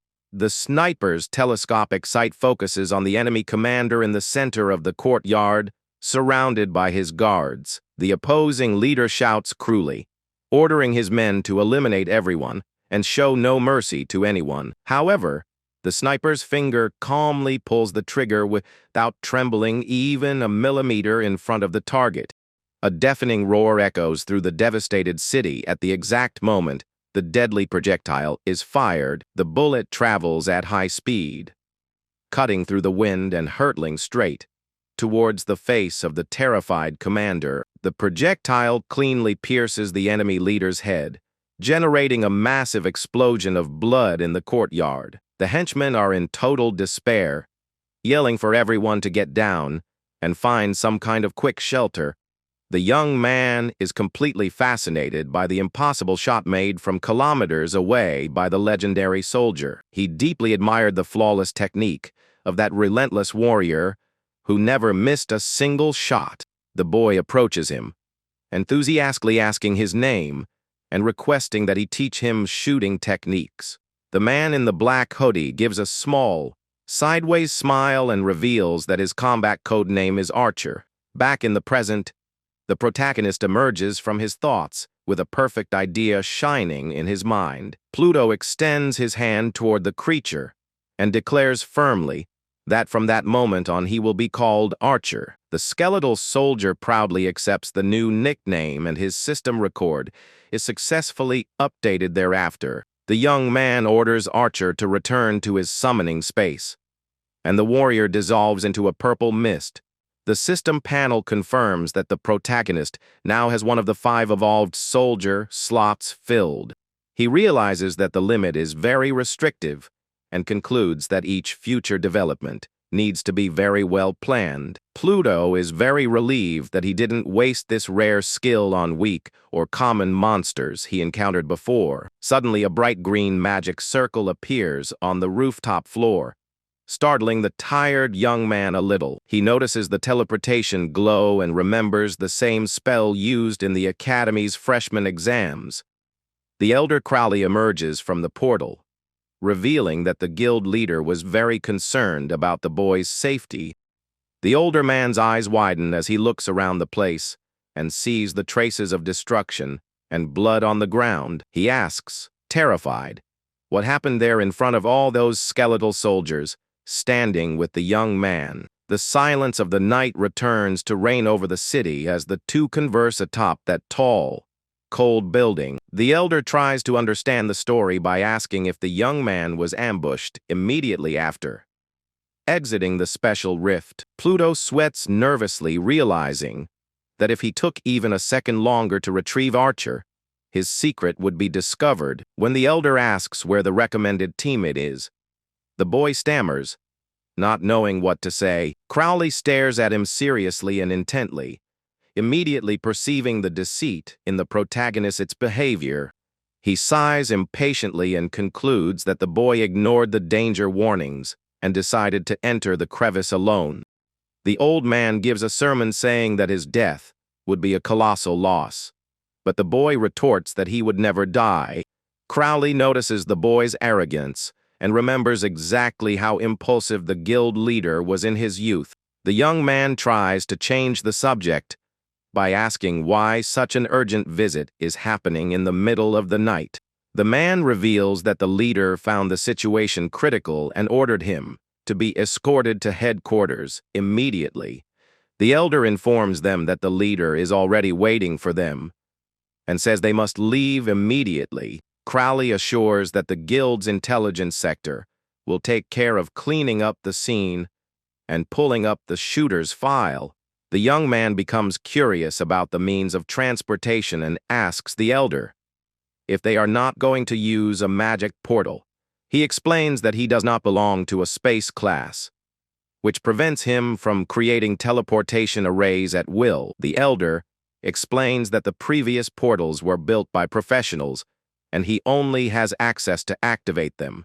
He reveals that this time he engraved a disposable transportation spell directly onto the clothes he gave the boy to wear. Pluto is very surprised to discover that he was carrying a magical teleportation circle in his own clothes. Crowley tells him to relax, because the mark was for single use and has completely disappeared from his back by now. The bright purple star-shaped seal on the young man's back fades completely, dissolving into mana dust. The roar of a luxurious engine breaks the silence, and a black luxury limousine parks right in front of the two. Two guild employees wearing green tracksuits exit the vehicle and bow to the elder. The man coldly orders them to clean up the killer's corpse on the roof and bring his file as quickly as possible. They accept the order to stand at attention, while Pluto notices from their clothing that they are non-combatant support personnel.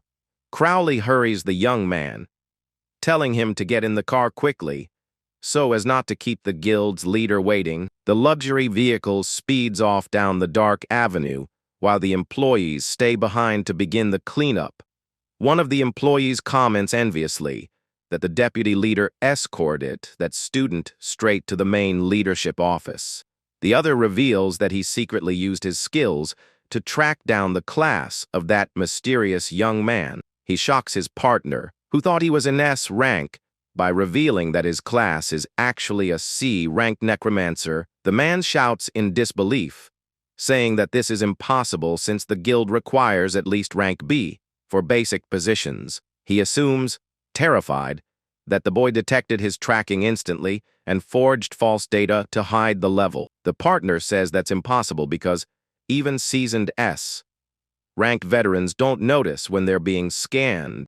He swallows hard, concluding that if the young man really forged the data on the spot, he must be incredibly frightening. Inside the luxurious vehicle, the protagonist becomes pensive as he realizes he will soon be facing the leader of the strongest guild. The elder tells him to concentrate and keep his mind calm, because they have finally reached their final destination. The vehicle stops in front of the colossal skyscraper of the Blue Dragon Guild, which stands imposingly at night. Pluto marvels at the grandeur of that modern structure as the elder orders him to accompany him. A thunderous tremor occurs as the enormous stone doors with dragon carvings begin to open completely. They enter the luxurious entrance hall under a large blue banner bearing the guild's iconic emblem. The guards in the main hall salute respectfully, welcoming the returning deputy leader. Without further ado, Crowley orders that he be taken directly to the leader's office, and the guard replies that he will do so immediately. The protagonist walks right behind the old man, while heavily armed guards lead the way down the corridor. Upon closer inspection, Pluto notices that the guards are wearing rank of paladin armor, at least level 50. Upon arriving in front of the office, the warrior informs them that their access level is too low and leaves. The elder calmly thanks the paladins for their service and maintains his firm posture before entering the room. He stops in front of the immense door and says bluntly that young Pluto is the one who must open that entrance alone. Pluto is surprised that a level 50 paladin would be the leader of another guild, but here he can't even get close. The boy firmly places his hand on the immense metal plate and slides the heavy door open with a metallic clang. He sees the imposing silhouette of the president sitting with his back to him in front of the immense window, overlooking the city. The leader reveals aloud that the dead man was Cedric Thornhill, a dangerous, wanted, and flawless killer. The protagonist is surprised to see that the guild has already obtained the assassin's complete dossier so quickly. The warrior says that the biggest level difference an S-rank fighter could overcome in combat is 3 levels. He turns around furiously, pointing out that Pluto, being only rank C, defeated an experienced assassin 7 levels above him. He adds that even with infinite summons, Cedric's ability should have eliminated the boy sooner. Rank S leader Victor Langley stands up and stares at the boy in a menacing way, asking what he is hiding. Pluto's eyes widened in astonishment as he suddenly felt an intimidating and suffocating pressure emanating from the warrior. He realizes with shock that the heavy feeling is actually a murderous intent directed straight at him. In his luxurious mansion, Adrian tries to make a call, but the operator informs him that the number is unavailable. He clenches his teeth, seething with rage, realizing that an entire night has passed and he has received no news. He smashes his own cell phone with full force, sending sparks flying while yelling and asking what the hell happened. Finally, Adrian throws himself back onto the sofa, grumbling furiously that professional assassins are useless scum. With no other option, he decides that the only remaining alternative is to call his older brother. He reaches out and grabs the spare cell phone that was on the nightstand to start the call. The brother answers and Adrian says in a trembling voice that he is in serious trouble and desperately needs help.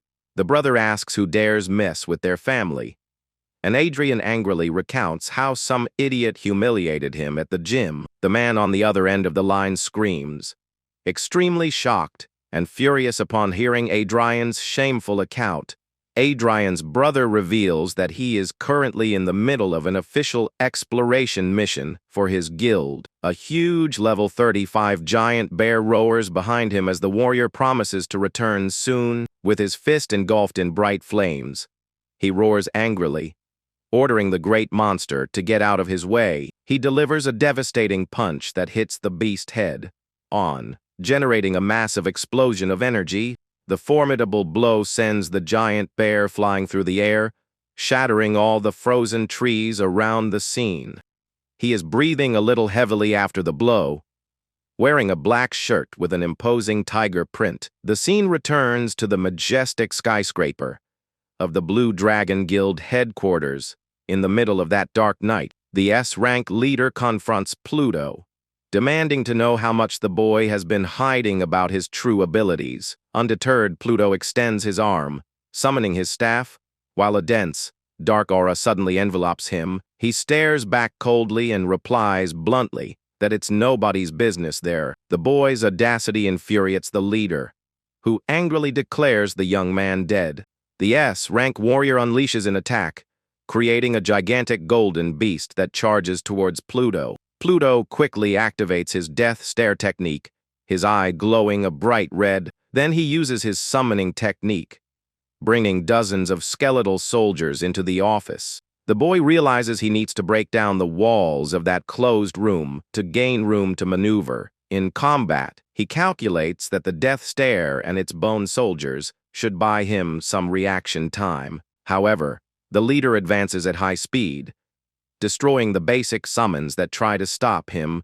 He moves with a relentless gaze and seems unaffected by the protagonist's dark flames. The man scoffs at the techniques, and the system indicates that the terror effect lasted less than a second. Pluto is very surprised to notice that his death stare didn't make the enemy hesitate for a moment. He senses the immense difference in power and hopes that his bone warriors can delay their movements. However, the summons are shattered in seconds under the immense physical strength of the legendary S-rank. Pluto shivers as he sees the leader's menacing silhouette, walking calmly through the smoke and rebel. Undeterred, the young man activates his ability again, summoning a new type of bone warrior for combat.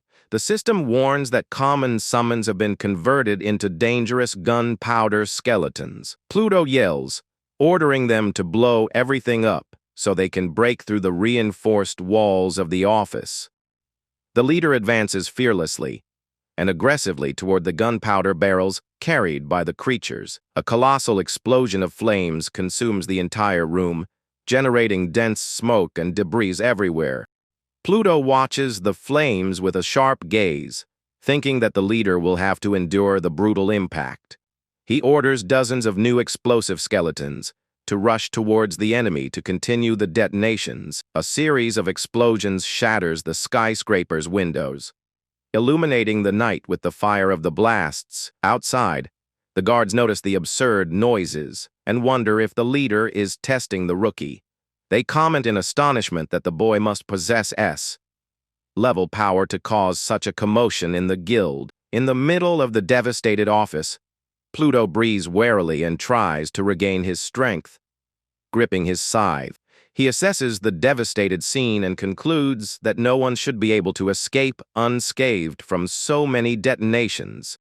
But the dust settles, revealing the S-rank leader standing with his armor gleaming without a single scratch. Pluto's eyes widen in complete horror at the sight of that warrior's absurd resistance. The boy shivers with sweat as he confirms that the enemy withstood that firestorm without taking any damage. The man brushes the dust off his metal armor with disdain, letting out an ironic laugh at the protagonist. Pluto grits his teeth in irritation and decides that if dozens of soldiers aren't enough, he'll bring hundreds into the room. He channels his remaining magic and prepares to summon a veritable horde of skeletons for combat. But with incomprehensible speed, a gigantic hand reaches out from amidst the wreckage and strikes him. The leader grabs Pluto by the neck, lifting him into the air as the boy chokes, unable to breathe under the tight grip. With a terrifying look, the powerful S-rank warrior yells, demanding that he tell the whole truth immediately. Pluto grinds his teeth in anger and resists the suffering. Refusing to give in to the pressure of the interrogation, Pluto gives a sarcastic smile and flips the middle finger at the S-rank leader, demonstrating that he is not afraid of him. Surprised by the boy's audacity, the leader simply releases him suddenly, causing the boy to land on his feet on the ground. Pluto starts coughing heavily, trying to catch his breath while massaging his aching neck. To the boy's surprise, the giant breaks into a wide smile and warmly announces that he has just passed. He is completely confused by that sudden change in attitude and stammers as he asks what happened. The boy opens his arms indignantly upon realizing that the entire deadly struggle was merely a test of dignity.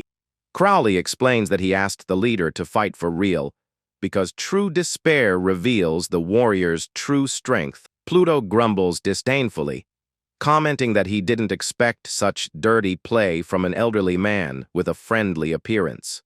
The president defends the elder, saying that investing resources in someone who crumbles under pressure would be a waste of time. He praises Pluto, stating that he was impressed by his infinite invocation and his strong, unyielding spirit. The giant extends his metal hand in a friendly manner and officially introduces himself as Victor Langley, the guild leader. The boy stares at the outstretched hand for a few moments with a thoughtful look before finally making a decision. He shakes the leader's hand firmly and introduces himself only as Pluto, finally accepting the new contact. The two seal the agreement with a handshake under the satisfied gaze of the elder Crowley, who watches from afar. Victor turns his back, commenting that his character has been proven, but his true strength still needs a final test. Pluto is surprised and asks mockingly if the leader is really suggesting another round of combat. The leader explains that the huge difference in skill level between them would prevent a real fight from yielding useful data. He proposes that if Pluto clears the Goblin dungeon alone in apocalypse mode, he will have the guild's full support. The boy accepts the challenge and leaves the room under the watchful gaze of the old man, who remains impressed by his attitude. The boy silently reflects on the difficulty of clearing a level 15 dungeon alone on extreme mode. He recalls that the leader warned that even if he failed, he would still join the guild, but without access to special resources. With a focused gaze and determination, Pluto firmly declares that he accepts the mission without any hesitation. Victor Langley smiles confidently as he sees the boy's courage and hopes that strength will match his attitude. Pluto walks down the corridor, remembering that the monsters in apocalyptic difficulty are much stronger. The boy knows that 4 levels higher will be a challenge. but the guild's full sponsorship is worth the effort of the fight. In the office, Crowley comments with concern to the S-ranked leader that the test conditions seem too severe.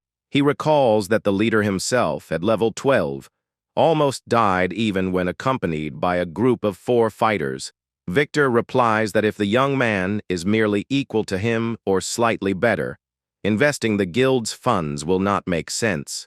He finishes by seriously stating that the warrior they will support with all the group's strength must be special, the greatest of all professionals of this era. As Pluto finally arrives before the entrance to the goblin dungeon, the young man reveals that he rested before coming and that his mana has fully recovered and is in excellent condition. Without any sign of fear, he selects Apocalypse mode and confidently advances towards the dungeon portal. The red portal emits intense magical electricity. As the boy's entry into the rift is confirmed, a flash of reddish light consumes the scene, transporting the protagonist directly into the dark rift. The guards at the facility are startled and comment amongst themselves that entering that dungeon alone, without rank A, is utter suicide. The other points out in shock that he chose the Apocalypse difficulty, and his colleague mocks him, saying he must be delirious. Inside the dungeon, Pluto begins to descend the damp corridors and remembers how the books described goblins. The books said that those green creatures were known for being extremely violent and brutal in their attacks. The sound of quick footsteps echoes through the damp rocks, revealing the first goblins equipped with armor. They let out wicked laughs, wielding wooden clubs with sharp nails and staffs, ready to fight. Pluto draws his dark staff and quickly calculates that there are about 100 goblins waiting for him in the dungeon. However, he gives a wry smile and calmly states that his bone soldiers are in greater numbers. The protagonist raises his staff and orders his army to advance mercilessly to trample the monsters in the cave. A violent massacre begins, and system notifications show the monsters being eliminated quickly. He notices the amount of experience gained with each kill, and is shocked to see the absurd multiplier in that mode. He analyzes his system record and realizes that he has already reached 33% of the progress towards level 12. He looks around, observing the lifeless bodies on the ground, and realizes that the entrance area has already been completely cleared. With the initial garrison destroyed, the young man orders his troops to advance deeper into the cave. The boy laments that the summoning limit forces him to walk. Otherwise, he would only watch the fight from afar. Finally, he lets out a small chuckle and wonders if he isn't already asking for too much of an easy path for his journey. Pluto runs through the scene, noticing that his soldiers have already advanced ahead, and decides to follow them quickly. One of your skeletal warriors lands a lethal blow and eliminates an elite goblin, earning more experience. The protagonist walks calmly, realizing that he has encountered very few enemies along the way so far. However, he is suspicious of how easy the challenge is, knowing that the guild leader would never give such a simple test. Suddenly, a violent bang shakes the entire cave, causing dust and stones to plummet from the dark ceiling. The tremor continues intensely, cracking the rock structures and frightening the few creatures in the area. Pluto stops walking when he feels the strong vibration in the ground and concludes that something gigantic and very powerful is coming. He raises his staff and orders his skeletal soldiers to advance towards the darkness from where the noise is coming. However, the boy gets a huge shock when he sees his bone soldiers being thrown and destroyed on the ground. Pluto is impressed by the enemy's absurd strength, as he has never seen his summons crushed like this before.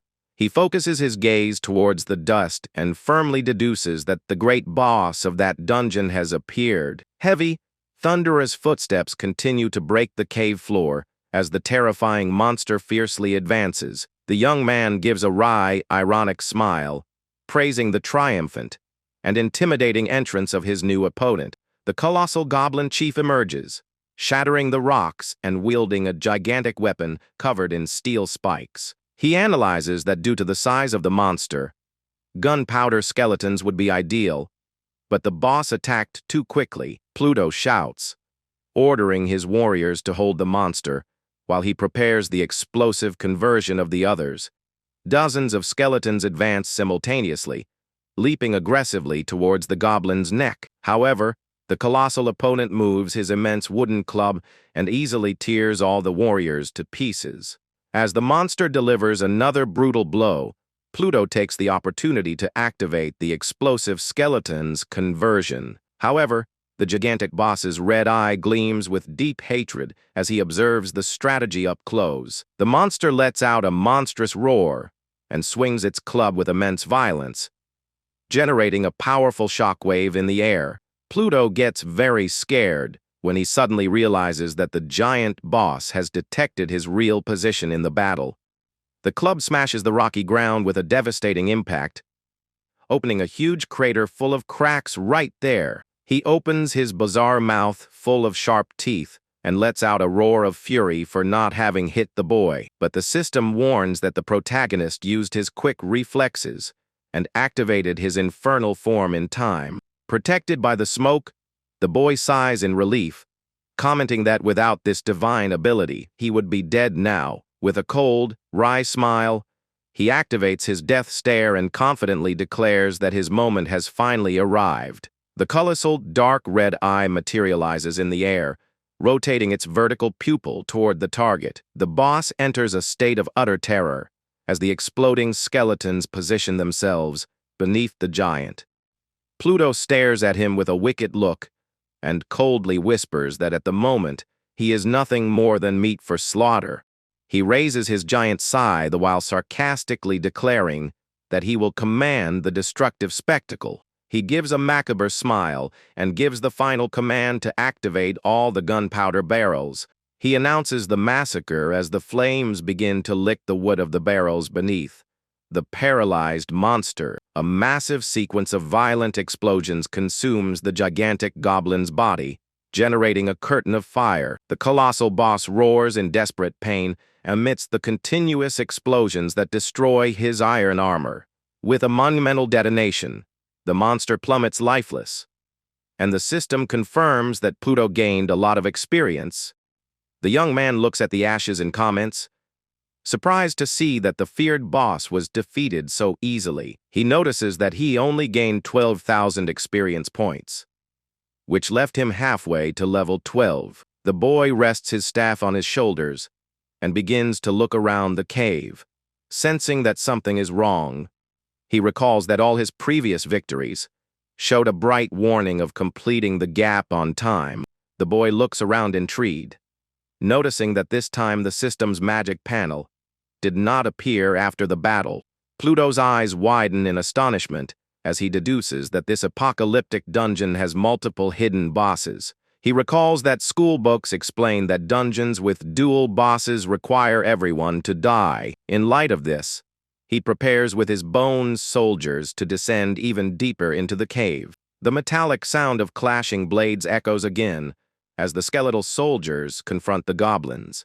Pluto observes the advance of his troops, and almost all the creatures in that area are elite warriors. Without retreating, he orders his army to simply overwhelm all the defenses of the cave monster's head.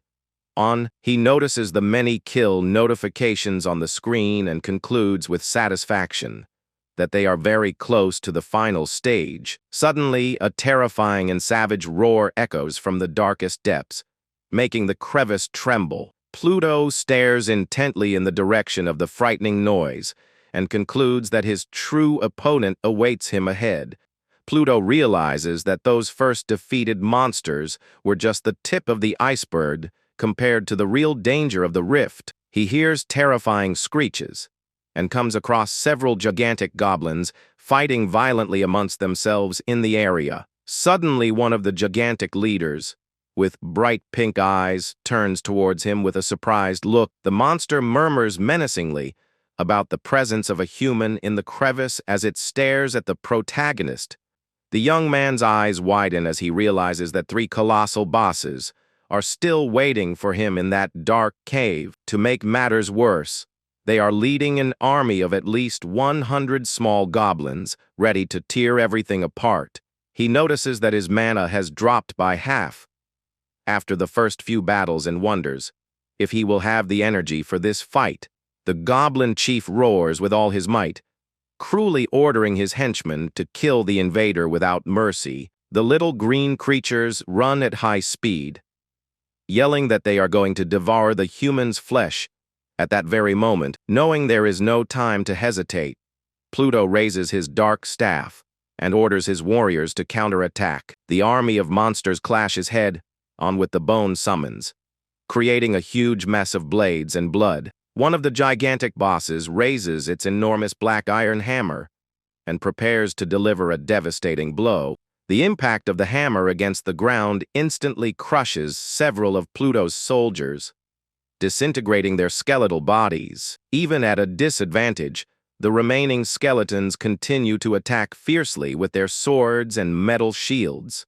Another crushing attack occurs, shattering the stones on the ground and reducing more warriors to mere pieces in the dust. Pluto notices their brutality and realizes that the beasts are so bloodthirsty that they attack their own allies. He sees the enormous hammer crush his subordinates and concludes that his ordinary soldiers can't even come close. The boy notices that his mana is low but remembers that leveling up restores 30% of his energy.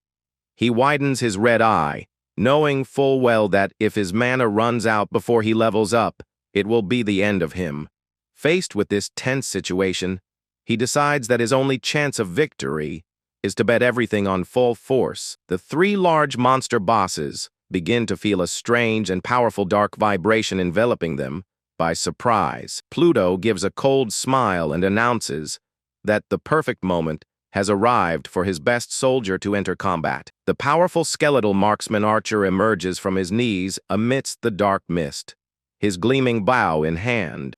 The boy orders him to focus his shots, while his mana rapidly depletes with the ability. The master points to the boss on the left, ordering Archer to begin by eliminating him and applying the fear effect. At the same time he shouts, ordering the instant conversion of his warriors into gunpowder skeletons. A thunderous detonation consumes the entire body of the monster on the left amidst intense flames and destruction. The sequence of violent explosions continues, hitting the giant head on and preventing him from reacting.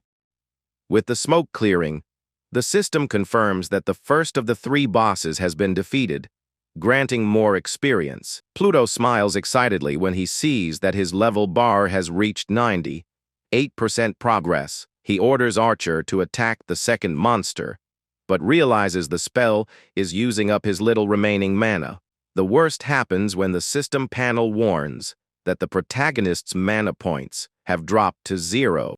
He feels a chill down his spine and swallows hard with nervousness as he realizes the extremely dangerous situation he has gotten himself into. Without magic to defend himself, Pluto finds himself cornered as the elite monster advances to crush his life. The chief's club comes crashing down towards the head of the defenseless young man, who barely manages to react. Pluto screams, desperately calling for Archer, who positions himself, aiming his bow with precision. The soldier fires a powerful, bright blue projectile that cuts through the air like a high-speed energy beam. The precise shot easily pierces the head of the gigantic monster, splattering blood across the rocks. The immense body of the second boss falls heavily to the ground, and the system confirms its destruction, awarding the points. Thanks to the points, Pluto rises to level 12 at the same instant that the club smashes the ground, opening a crater. The brutal impact destroys everything around it, raising an immense curtain of dust and stones across the entire scene. Pluto sighs in relief, commenting that he was only slightly less than completely destroyed. He notes that if he waited even a second longer, he wouldn't have level 12 mana to activate his defensive form. The third and final boss of the dungeon widens his eyes in astonishment as he sees the boy rise unscathed from the dust, enveloped by his physical protective energy. The protagonist confidently celebrates that today is his lucky day. He gives a wicked smile when he sees that his mana points have been largely recovered after the new level. Pluto shouts, declaring that now is his turn to attack, and conjures the fearsome death gaze in the heavens. The final elite boss of the dungeon panics completely as his mind is paralyzed by the terrifying power.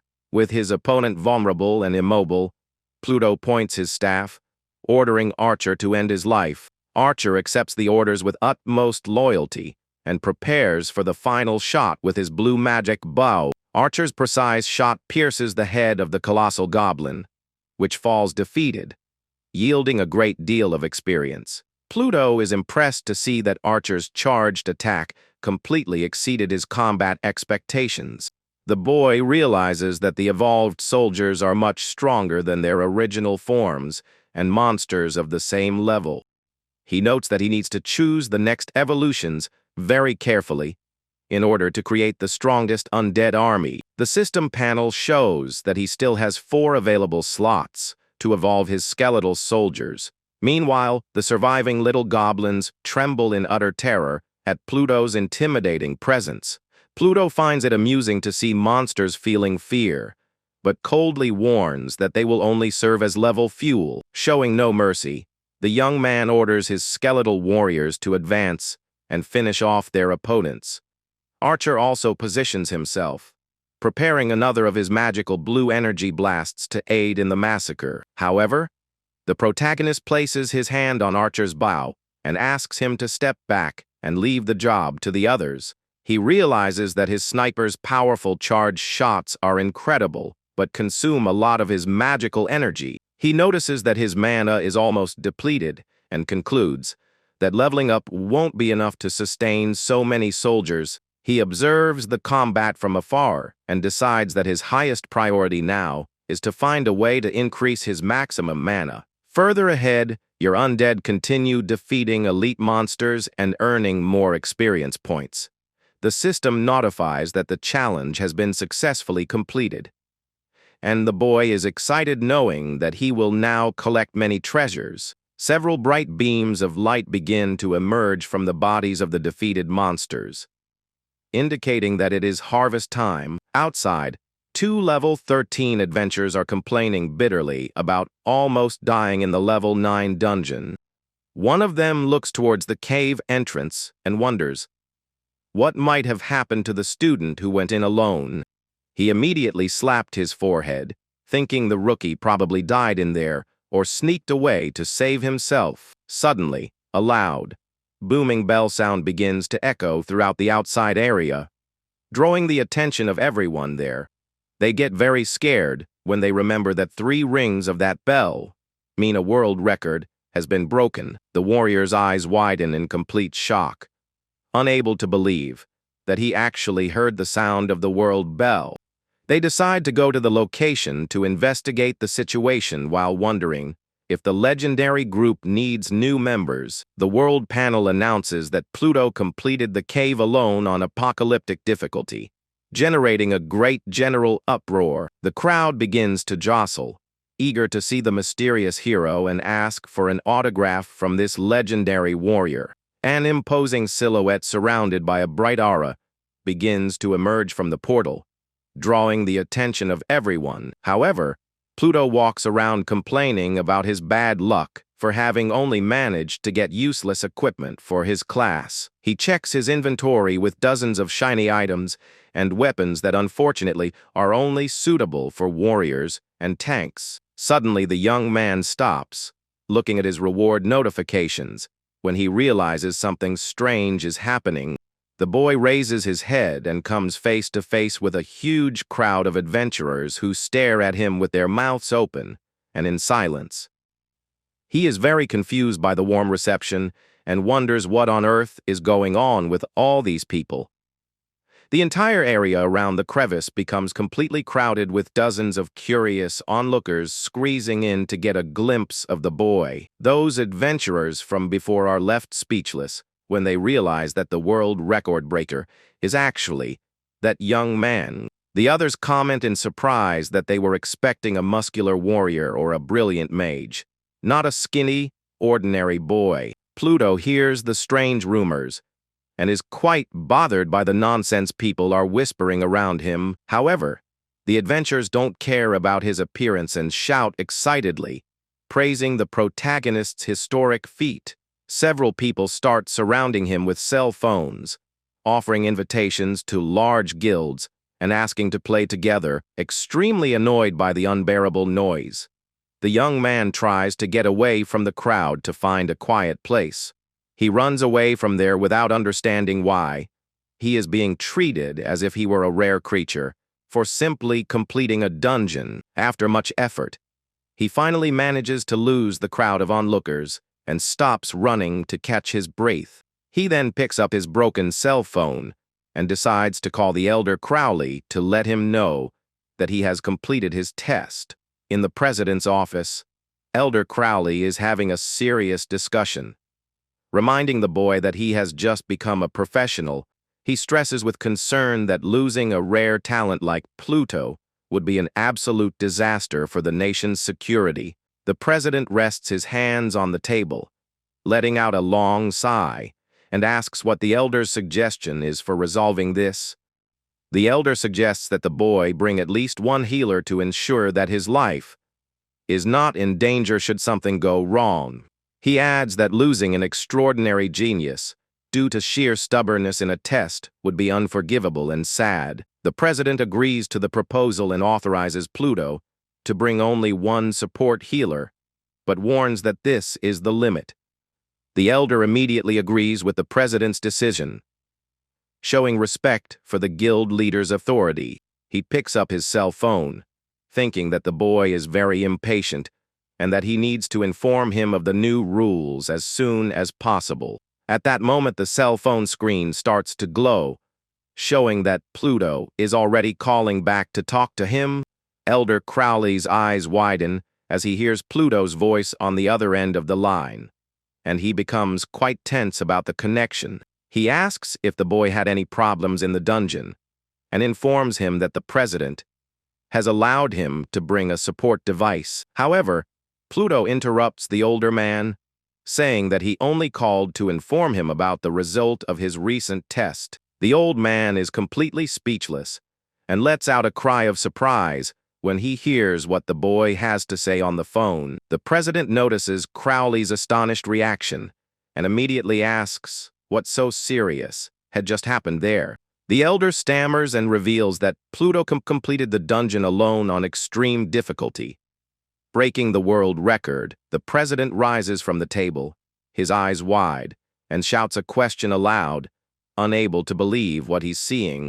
He extends his hand and eagerly orders Crowley to hand him the cell phone so he can speak directly to the genius boy. Pluto hears a strange noise on the other end and asks if Elder Crowley is still listening to the call on the phone. The president takes the call and asks directly if the boy actually managed to complete the test he gave him. The boy recognizes the guild leader's imposing voice and calmly confirms that he has successfully completed the challenge. The man gives a sly smile showing sharp teeth and compliments him, saying that this was to be expected from the person he chose. The leader then announces that he has extremely important matters to discuss personally with the young prodigy. Pluto walks calmly and asks if he should go to the guild headquarters at that exact time of night. However, the leader refuses and says that he already has a perfect place and time in mind for this very special meeting. The meeting is scheduled at Sunview, the nation's most exclusive restaurant, where only the elite and billionaires can get in. Upon arriving there, Pluto realizes that the president has not yet appeared and hesitates about entering that expensive place alone. The boy checks his coins and tenses up, remembering that he hasn't sold his loot yet and only has 10 gold coins left in his pocket. He lets out a long sigh, trying to calm himself, and thinks that if he's not afraid of rift monsters, he shouldn't be afraid of a restaurant. With this thought in mind, he decides to act naturally, knowing that in the end, it's just a place to eat. The receptionist greets him politely, and the young man replies, somewhat awkwardly, that he has a reservation for VIP Lounge 1. The woman is surprised to hear the room number and asks him to show her his status panel so she can search for it. The young man invokes his system panel, displaying his hunter name and confirming that he is currently at level 12. After the quick check, the employee gives a respectful bow and gently indicates the way for him to enter. She watches him walk away and is shocked to learn that the VIP room is reserved only for the country's greatest legends. The receptionist becomes extremely curious and wonders to herself who this Pluto could be. Someone with so much prestige. A waiter in a suit greets him politely and asks the young man to accompany him, as the president has given instructions to do so. Pluto follows the employee through the elegant main hall, glancing sideways at the chic people dining there. At one of the tables, a young man in a blue suit calmly eats a succulent steak, oblivious to who has just entered the place. This man is annoyed that he hasn't received any answers from Cedric and thinks the assassin probably failed in his mission. He chews the meat disdainfully, thinking that when his brother finishes the plan, it will be the definitive end for Pluto's life. However, the villain gasps in fright when he looks to the side and sees the boy himself walking calmly through the hall. The man's eyes widen in immense terror as he realizes that the young man who should be dead is very much alive. He tries to hide his shock and resumes his arrogant posture, thinking of using his immense wealth to humiliate his rival. Without thinking twice, the villain slams his hand forcefully on the table, drawing everyone's attention and interrupting the waiter. He lets out a sarcastic laugh and taunts Pluto, mocking that a poor guy like him shouldn't be in a fancy place. The employee intervenes, asking if there is a problem. While the boy sighs in annoyance at having to put up with his rival, the villain gestures disdainfully, warning that even the minimum consumption there costs a fortune, and that poor people don't belong there. But the waiter takes a firm stance and authoritatively demands that the man watch his words because Pluto is a VIP guest. The opponent is completely shocked and dumbfounded, unable to understand how the young man managed to receive a VIP title. Then he starts laughing hysterically, saying that the waiter was tricked by a poor orphan who came from the favela. He glares at the hero with hatred, asking if he really thinks he's someone important, just because he's a guild candidate. Tired of hearing so many cheap taunts, Pluto begins to release a terrible and frightening black smoke from his body. The boy recoils in fright and shouts that fighting there is forbidden, and that violators will be hunted down by the guilds. The employee panics, desperately begging Pluto to calm down, because a fight would ruin his career. However, Pluto's dark energy only intensifies as he coldly questions why he should remain calm. The restaurant manager swallows hard, sweating with dread as he realizes that a violent confrontation in the dining room is completely inevitable.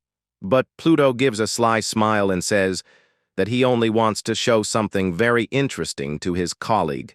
The boy raises Archer's bright blue magic bow and asks ironically if his rival happens to recognize the weapon. The villain turns pale with terror as he instantly recognizes Cedric's bow. Realizing his hired assassin has been eliminated, he coldly warns that he killed the owner of the bow and challenges his opponent to try any other trick against him. The man trembles with utter terror as he processes the fact that the 18-level professional assassin was murdered by the boy. With a simple gesture, Pluto dispels his aura of magical energy and sends his soldiers back into the system. He calmly turns to the employee and asks to be taken immediately to his luxurious meeting room. The villain is seething with hatred and humiliation for having lost even in the display of wealth and power there. Consumed by the fury of having his plans completely thwarted, he shouts Pluto's name from afar with intense hatred. However, the protagonist only glances sideways with an icy stare, paying no attention whatsoever to his tantrum. The man shouts angrily that hiding behind the guild won't save the boy since there are other forces in the country. Suddenly a heavy, firm hand grabs the opponent's shoulder, while a voice asks if he is belittling the guild. The villain panics completely and quickly draws his bright blue battle axe. Asking who is there, he yells aggressively, questioning who dared to touch him in such a disrespectful way. During his outburst, however, his axe blow is easily blocked by a huge armored creature that appears in front of him. The young man's eyes widen as he realizes he's been blocked by a bronze soldier, and he immediately starts sweating nervously. Elder Crowley appears with a grim look and says that slandering the guild and assaulting the vice president is unforgivable. He drops his axe on the ground in fright and begins to stammer, desperately apologizing as he recognizes Crowley, with eyes gleaming with energy. The elder warns that any ordinary person would have been hurt and decides to teach a lesson. The boy desperately tries to appeal to the rules of the place, shouting that even the vice president needs to respect them. But the elder gives a mocking smile and stares at him with disdain, asking if he really wants to talk about rules. At that moment, the guild president himself appears imposingly, declaring in an intimidating manner that he himself is the rule. Upon seeing the supreme leader of one of the largest guilds, the young man arrogantly swallows hard and becomes completely paralyzed with terror. The president clenches his right fist, concentrating an immense amount of golden sparks and destructive energy. He unleashes a monstrous punch that creates an overwhelming shockwave, violently throwing his opponent. The boy's body shatters the enormous glass windows of the fancy restaurant and is thrown directly outside. The president points his finger and warns loudly and clearly that any trash that tries to mess with his VIP guest will meet this end. Outside, people passing by on the sidewalk get a huge shock when they see a man fall, breaking the windows. The villain lies stretched out on the asphalt, puffing smoke from his mouth, while pedestrians scream for an ambulance urgently. In the salon, customers react in shock upon recognizing President Victor Langley and Vice President Aaron Crowley there. They whisper in surprise as they deduce that the student in black, who was arguing with Adrian, is the VIP guest of the great leader. The salon manager becomes extremely tense as the two leaders calmly approach where the boy is standing. The employee bows deeply, making a respectful reverence and welcoming the two strong men. Victor Langley informs them that they will go to the private room alone and asks the employee to deal with the mess in the hall. The manager accepts the order very readily, assuring that he will take care of everything and that the president doesn't need to worry. Next, the salon manager orders his subordinates to clean up the broken glass and send the assailant to the hospital. The president walks alongside Pluto and comments to himself that he is impressed that Pluto cleaned the extreme rift all by himself. He notices that the boy doesn't have a single scratch and that even his clothes are immaculate. After such a dangerous dungeon, the elder gives Pluto a friendly pat on the back and tells them to hurry to the table before the fancy food gets completely cold. Pluto smiles awkwardly, thinking that he never imagined that the kind old man Crowley could have such a wild side. Crowley praises Pluto's incredible performance in emerging unscathed from such a difficult challenge and says he was right about him. However, the boy silently thinks that if it weren't for the rapid leveling up, he would have died of magical exhaustion there. The group finally approaches the large double doors with the number 1 indicating that they have arrived at the reserved VIP room. Crowley asks him to relax and promises that very soon all his spent mana energy will overflow again. The doors open, revealing a monumental hall with a gigantic dining table laden with mouth-watering banquets. The protagonist's eyes widen in amazement at the beauty of the dishes, and he realizes that they must cost a real fortune. President Victor Langley gently pats the boy on the shoulder and hospitably tells him to choose any place.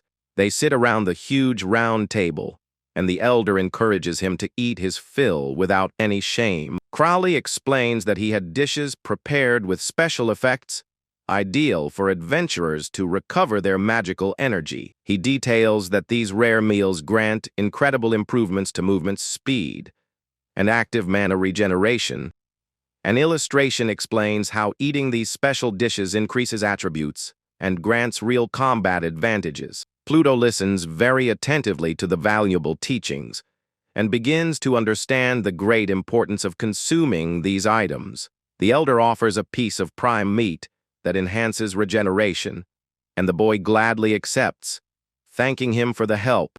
Pluto feels his depleted magical energy source rapidly regenerate by 200% and is very impressed. The elder explains that the special effect is only temporary but guarantees an impressive result for those who eat it. Next, he points to the explosive red pepper, excitedly announcing that it increases attack power. He continues showing the other dishes that increase agility, physical defense, and also stamina regeneration. Pluto decides not to waste any time and begins to devour everything quickly, filling his mouth with the delicious feasts. The boy leans back in his chair with a full stomach and feels like a true superhuman with all his attributes at their peak. President Victor wipes his mouth with a handkerchief and sternly advises that now that the young man is satisfied, they should talk. He begins by congratulating the protagonist for passing the test and officially inducts him as a member of his powerful guild. He explains that the young man's case is unique, so they must conceal his identity to avoid envy and dangerous enemies. Pluto listens very attentively to the leader's important advice and calmly replies that he understands the situation. Then the president changes his tone of voice and asks directly if the boy knows who his real enemies are. The young man replies that he only knows that Nation C and Nation Z have always shown strong hostility towards his country. The leader confirms and explains that these countries send elite assassins undercover to eliminate their best warriors. Crowley adds that this is why they hide the boy's strength, since he can create entire armies on his own. He clenches his fist tightly, irritated by the fact that in any world there are always wars between nations. The elder notices a dark aura emanating from the boy and is surprised to sense such an intense bloodlust coming from him. The elder continues to say that war between humans, although very dangerous, is not the greatest threat of all. The protagonist's eyes widen in curiosity, and he asks what could be even worse than the conflict between the countries. The president leans on the dining table with a very serious look and asks if the young man is ready to know the truth. The boy swallows hard and focuses completely on the leader, demonstrating his desire to understand the mystery behind that world. Victor Langley reveals that for a certain mysterious alien race, Earth is nothing more than a huge, active hunting ground. The boy is shocked by that absurd revelation and asks with wide eyes what it really means. He explains in a simple way that there are two types of rifts in the world, those of blessing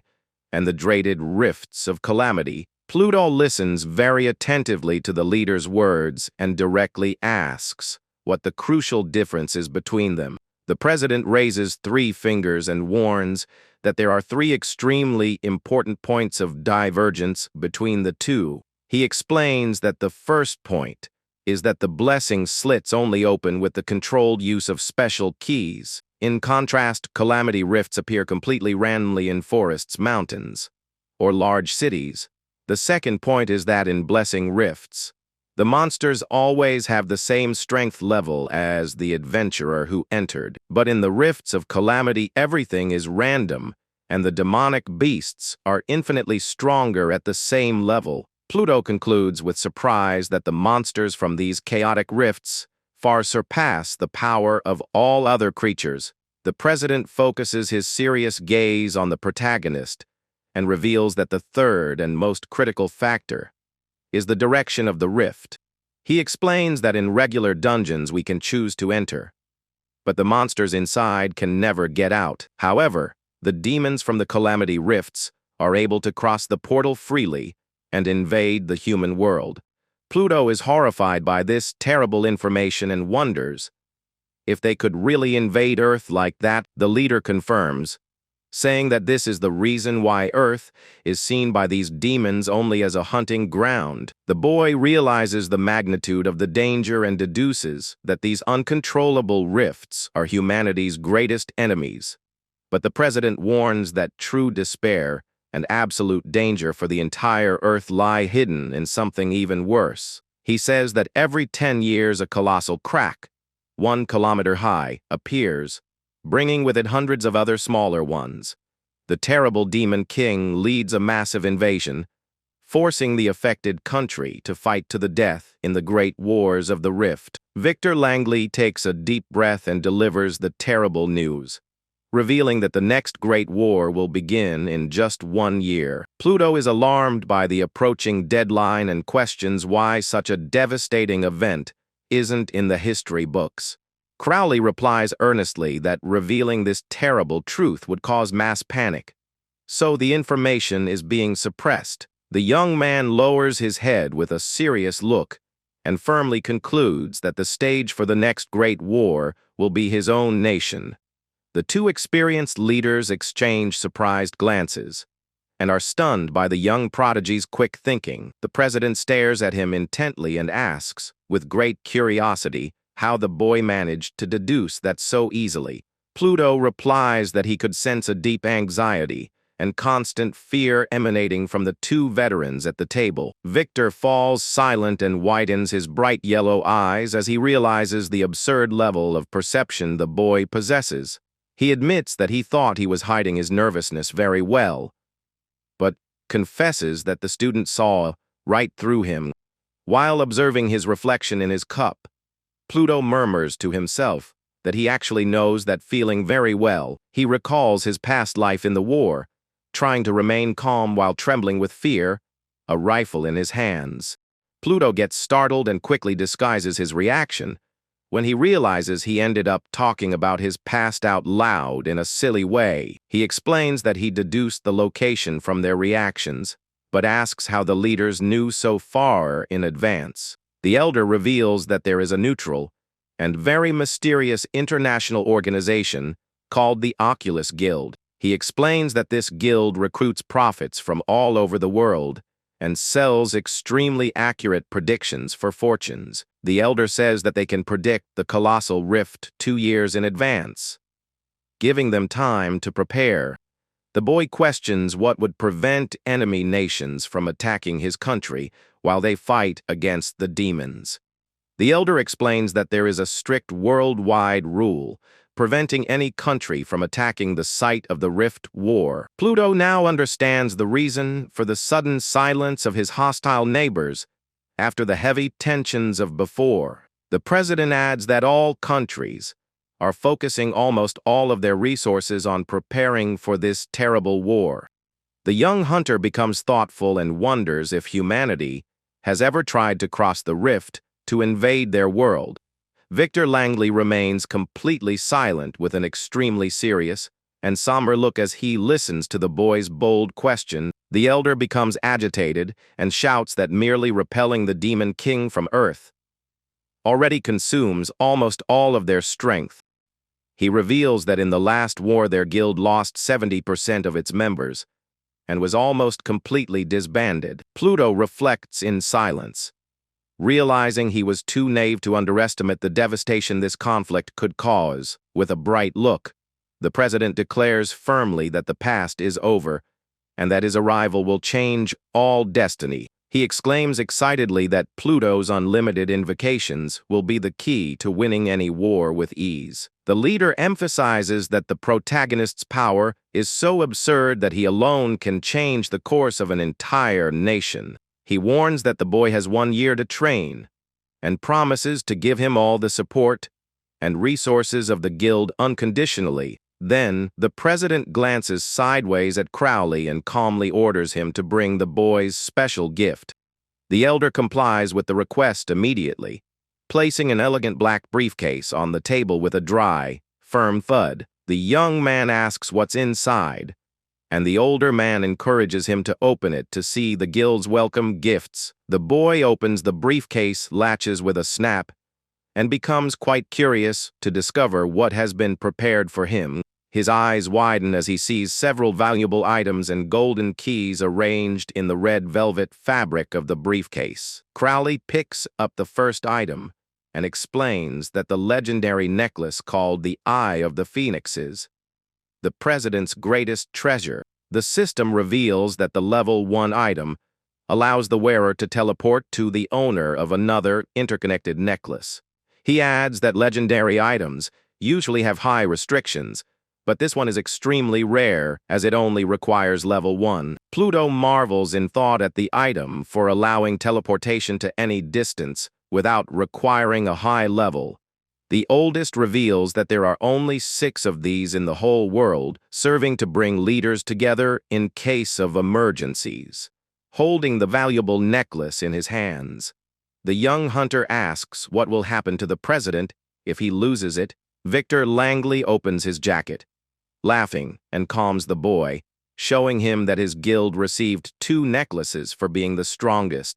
He explains that for safety reasons, Pluto's necklace is only connected to his, which allows him to go and help at any time. The boy realizes that he now has the guild leader as his personal bodyguard, but notices that the item has a 3-day cooldown.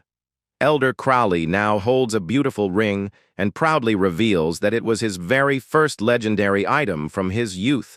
The system displays the Moonlight Ring panel, showing that it grants 100 extra mana points and bonuses under the full moon. Pluto places the beautiful, sparkling ring on his finger and instantly feels the magical power flowing directly into his body.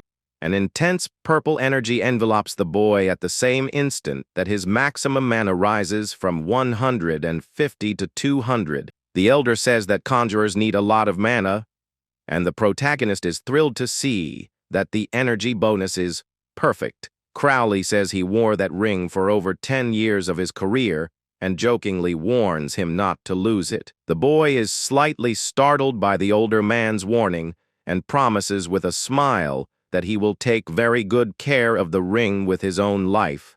Next, the elder shows the blessing keys, and Pluto rejoices at the thought of using them soon to level up in the rift. However, the old man pulls the keys back from the boy's hand unexpectedly, causing the young hunter to let out a sound of doubt.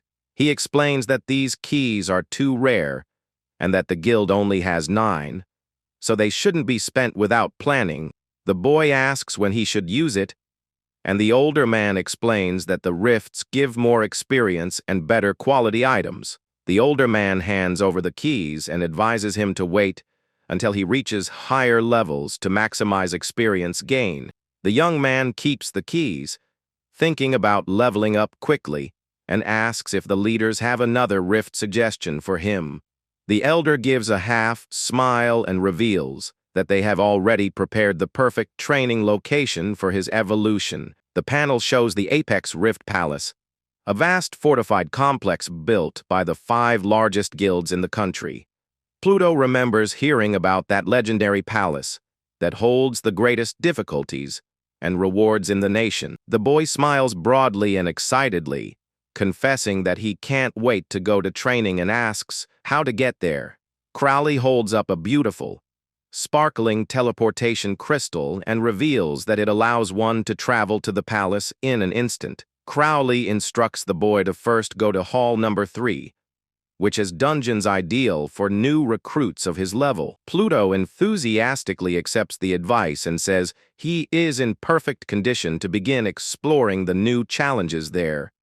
The president looks at him seriously and warns him that he needs to be very careful as soon as he arrives at the Apex Palace. The boy confirms, saying that he knows the cracks in that hall are much more difficult than the common dungeons in the country. The leader warns him that the danger is not only the monsters, but also the other proud adventurers there. He explains that as a rookie, Pluto will be an easy target and prefers that he avoid engaging in actual combat with the prodigies. The man bows slightly and confesses in a pleading tone that the other young men would have no chance against his power. Pluto is embarrassed by the president's humble request and promises with a smile that he will try his best to avoid any arguments. The president instructs that if a fight is unavoidable, Pluto should display the golden crystal to command immediate respect. With everything resolved, the leader ends the conversation and informs him that he can contact him via the necklace if he needs urgent help. Pluto admires all the legendary items he has received and feels extremely prepared for the upcoming battles. The young man bids farewell respectfully, thanking the two experienced leaders and promising that he will not disappoint them.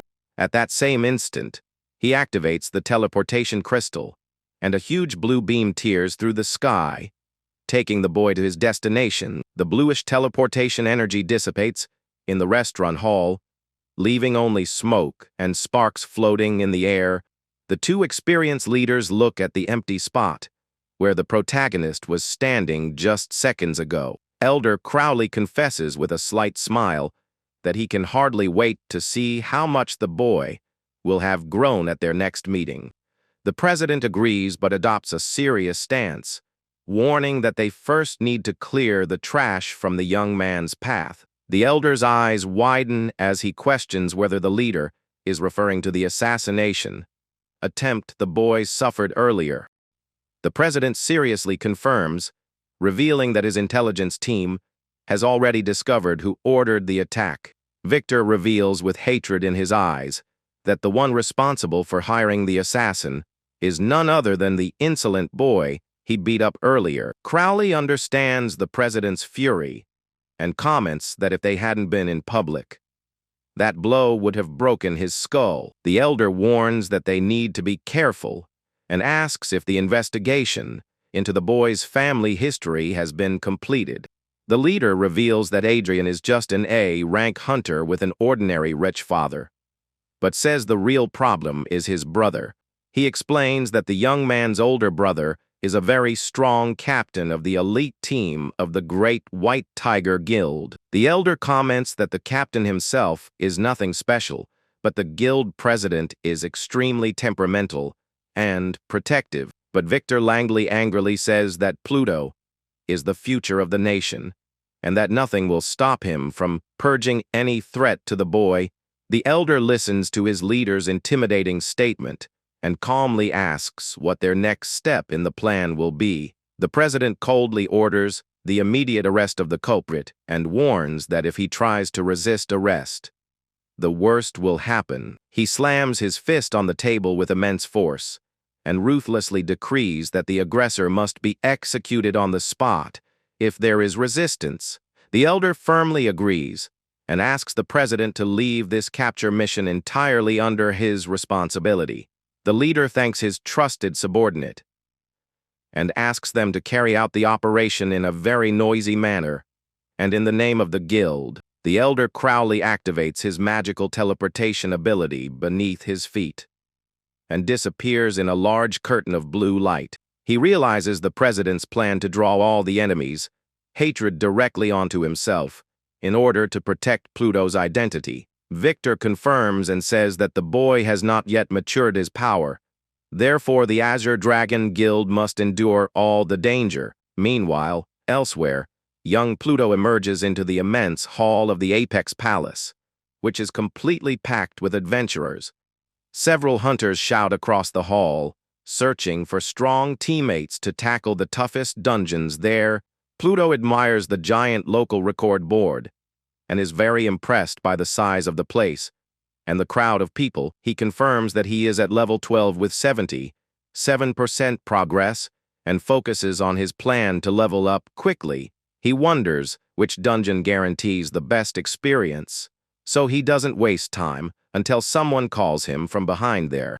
A friendly young mage with a large blue hat approaches with a smile and asks if it's his first time in that hall. The boy confirms and the girl introduces herself as Layla Shaw, revealing that she works there as a dungeon guide in her spare time.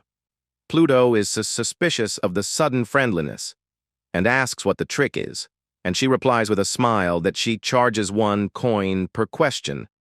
The boy remembers he only has 10 coins in his pocket, but decides to spend some to get the information he needs. He flips a gold coin up with a snap and asks directly which dungeon grants the most experience. The girl catches the coin in mid-air, surprised by the newcomer's ambition, and confirms whether he truly wants to know about the most extreme rift.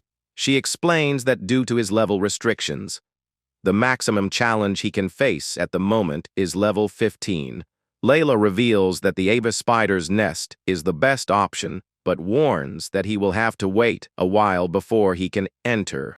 The boy asks the reason for the wait, and she explains that that dungeon is too dangerous, and that assembling the ideal group takes time. Pluto says there's no need to wait, and she's confused, questioning if he doesn't understand the dangers of that place.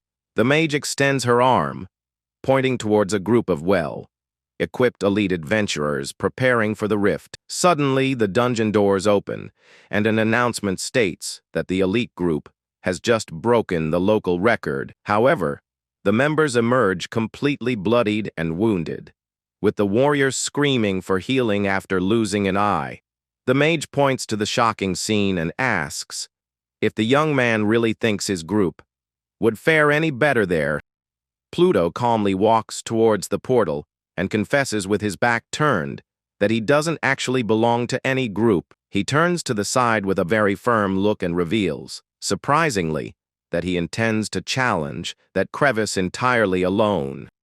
The girl panics completely and screams in astonishment, unable to believe that the newcomer wants to do the solo challenge. The entire crowd in the main hall stops what they are doing and turns to face the boy in the black suit with disdain. Layla covers her mouth in embarrassment as Pluto calmly asks the reason for all the commotion in the hall. An arrogant hunter starts laughing with his friends, mocking that crevices aren't kindergarten-level difficult. The girl apologizes for speaking too loudly, but Pluto just shrugs, saying he's used to it. Layla tries to stop him, warning him that he's going to die, but the boy just thanks her for the information and keeps walking. The panel shows that the level 15 nest has over 1,000 monsters, and Pluto is positioned facing the large portal. The boy becomes extremely focused as he reads the notification that he will have to face more than 1,000 creatures in that dungeon. He gets very excited thinking about the absurd amount of experience he's going to gain, and says he can't wait to level up. As it is his first time facing so many monsters, he decides to start on hero difficulty to test the strength of the place. The injured adventurers watch him enter alone and mock him, saying he must be blind or mentally ill. An S-class warrior angrily comments that not even he would dare to go solo, and that a weak necromancer wouldn't last 5 minutes. Upon crossing the energy portal, Pluto emerges from the dark and damp depths of the nest, which is covered in spiderwebs. He smells the strong stench of decay in the air and hears small, frightening crawling noises echoing throughout the cave.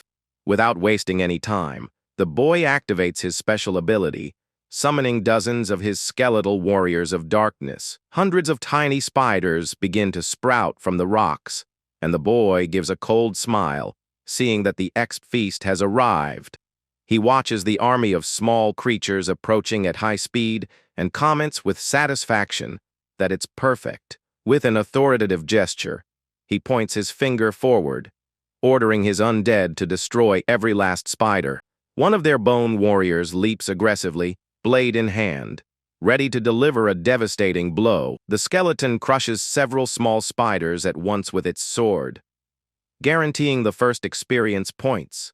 However, dozens of other tiny spiders begin to climb up the skeletal soldier's bony legs without stopping. Pluto realizes that his infantry soldier has been completely covered by the creatures and has lost his mobility to attack.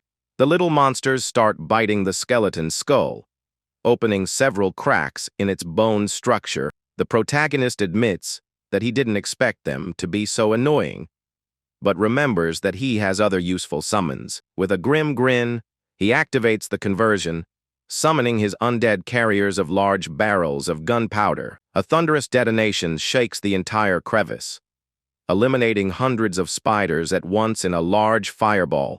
He calculates with satisfaction that each elimination yields precious points, and that clearing the area will give more level than the last rift. He snaps his fingers in the air, smiling, and declares with conviction that this place is a true paradise for leveling up. The boy concludes that ordinary warriors miss their attacks due to the size of the monsters, making it ideal to use only explosives. A massive series of consecutive explosions illuminates and destroys the narrow tunnel, killing entire hordes of enemies. The blue glow surrounds the protagonist, confirming that the mass bombardment has sent him directly to level 13. He opens the attributes screen and distributes all his new points into maximum mana. Knowing that energy is the most vital, the panel shows his maximum mana rising to 250. 5 points thanks to his legendary equipment. He focuses his gaze on the moonlight ring, knowing that the extra mana helped a lot, but that he still needs much more for the army. Suddenly, a heavy footstep echoes from the ceiling, revealing a gigantic spider shadow lurking above the boy. The bizarre creature with bright green eyes opens its fangs and spits a thick web towards the protagonist. Pluto uses his quick reflexes to dodge the sticky web blast and looks back. Quite alert to the attack, he raises his head and is confronted by a terrifying, colossal adult spider climbing the dark rocks of the cave.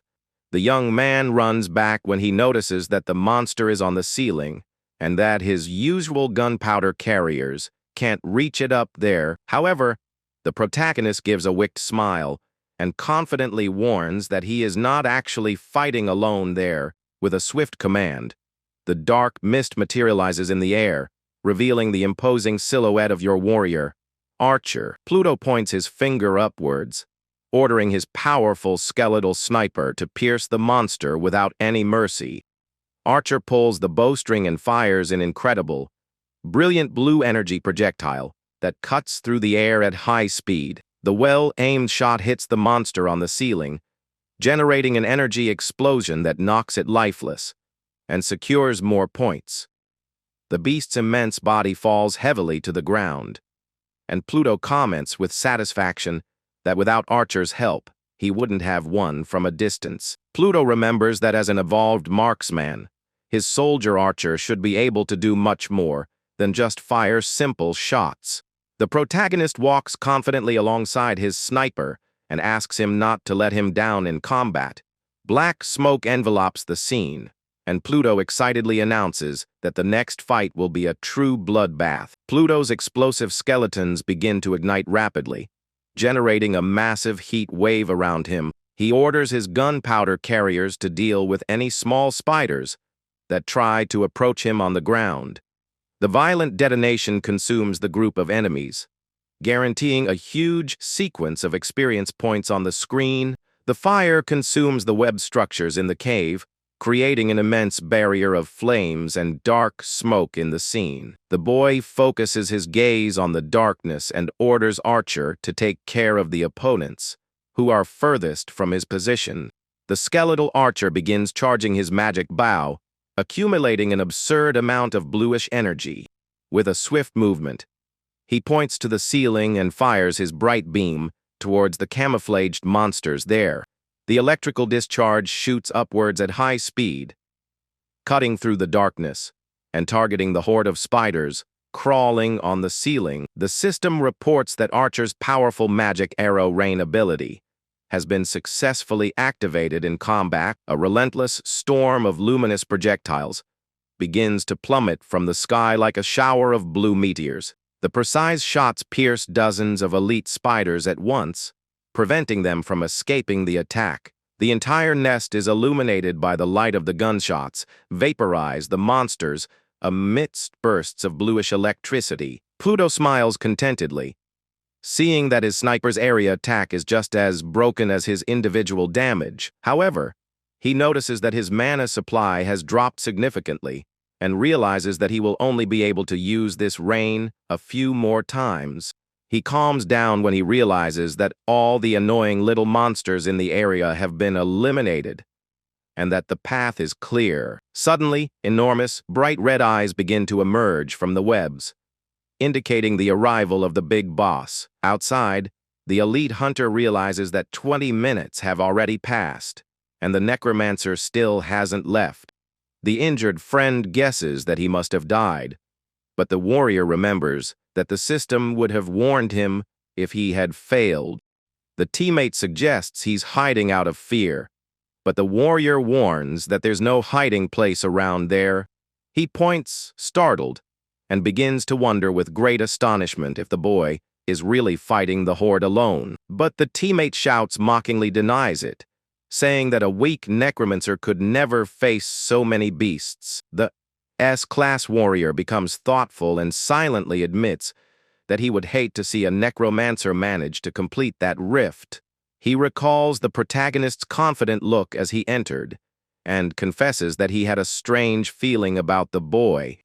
Immediately afterwards, he shakes his head in denial and states that in any case the boy would never beat the final opponent. The rift panel announces that the final boss of the dungeon is the dreaded and colossal empress of the abyss spiders. The giant monster falls from the ceiling with a thunderous impact that makes the rocky floor tremble violently before Pluto. The young man observes the immense creature and comments that he can smell the strong odor of death emanating from it even from a distance. The empress opens her mouth full of sharp teeth and shoots a giant, thick web at high speed in his direction. Pluto dodges the attack with extreme ease, jumping to the side as the web passes right by without hitting the boy.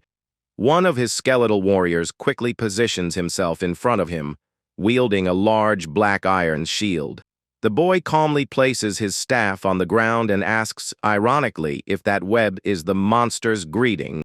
Then he raises his giant scythe, smiling, and announces that he will return the compliments in his own explosive way. The spider empress roars in pain as she is consumed by a violent sequence of fiery explosions that engulf her body. His bone warriors continue to advance fiercely against the boss, delivering several quick blows with their swords.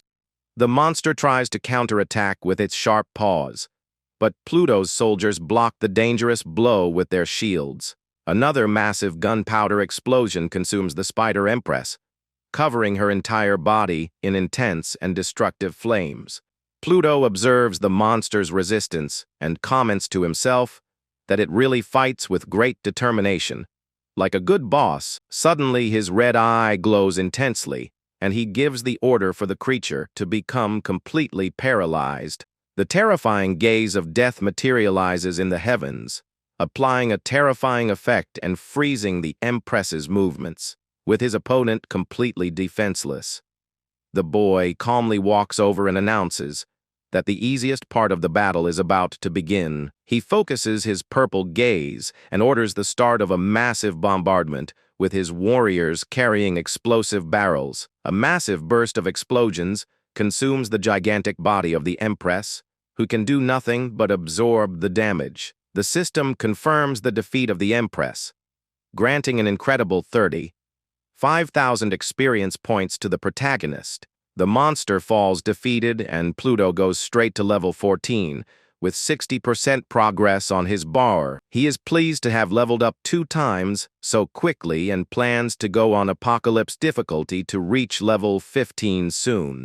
The young man looks at the huge amount of items scattered on the floor and comments that his inventory is running out of free space. Outside, the warrior checks the time and begins to get annoyed, wondering what the hell the necromancer is doing in there for so long. The group's healer calls the warrior to leave, warning that the necromancer will never complete the dungeon alone. The guy agrees with a sigh and admits it was silly to have expectations for someone who isn't rank S or rank A. He turns his back to the portal and runs quickly to catch up with his teammates who were already leaving. Suddenly, a loud warning sound echoes from the portal, causing the warrior to stop running and widen his eyes in shock. He realizes the sound is from the record update alert and wonders if the rookie actually pulled off the feat. In the main hall, the hunters begin to shout in surprise upon realizing that the spider's nest record has been broken again. Does anyone remember the necromancer who entered alone? But the others laugh, saying it's impossible that it was him. The panel officially announces that the Necromancer Pluto completed the challenge alone, breaking the record with 22 minutes. Under the gaze of all present, Pluto walks with his hands in his pockets, calmly exiting the large portal. The hunters scream in complete shock upon witnessing that the boy had actually accomplished that great feat all by himself. Pluto notices the tense stares directed at him and wonders, confused, if there are any cobwebs on his face. Layla runs over excitedly asking how he did that, and the boy replies that he used his gunpowder skeletons on the monsters. However, the conversation is interrupted by an elite hunter who approaches, angrily shouting that Pluto is lying. He shouts aggressively, questioning how a weak necromancer would have the mana to summon so many explosive skeletons. Pluto glances at him sideways with a calm, icy look, wondering to himself if he already knows this boy. The other people around him begin to agree, saying that the cool-down time of the summons would prevent him from winning. The arrogant hunter approaches with his back turned and demands explanations. Accusing the protagonist of making up lies about the rift, he glances sideways suspiciously and begins to suggest that the boy used some kind of deception or dirty secret in the challenge. The opponent stands face to face with Pluto, staring at him mockingly and insolently asking what his secret is. Pluto looks at him menacingly and coldly asks if he really wants to know the truth about his true power. A terrifying dark aura emanates from the protagonist, causing the aggressor to take a step back, startled by a sudden shock. He starts sweating nervously as he feels overwhelming pressure and concludes that the look belongs to someone he has killed before. The villain tries to remain calm, thinking that the boy wouldn't be crazy enough to attack him in public in that hall. He points his finger, accusing Pluto of being a lowly C-rank necromancer who shouldn't even be allowed into the place. Another hunter from the audience agrees and begins to defame the boy, absurdly suggesting that he is an enemy spy. Layla cowers in fear beside him as whispers grow louder, accusing the protagonist of wanting to destroy the hall. The arrogant boy gives a wicked, knowing smile, feeling victorious for managing to manipulate everyone's opinion there. Other hunters comment with satisfaction that now everyone is against the newcomer and are waiting to see what his reaction will be. Pluto summons his skeleton, proving he is a necromancer, and calmly announces that he will reveal how he managed to enter the palace.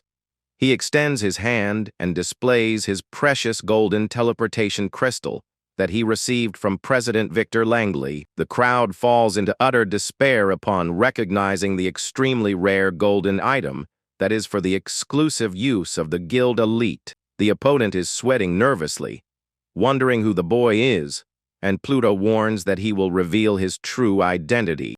The boy turns his back to the group, saying they can guess whatever they want because he just wants to focus on leveling up. The villain grits his teeth in terror upon realizing the magnitude of the mistake he made by provoking someone with such prestige.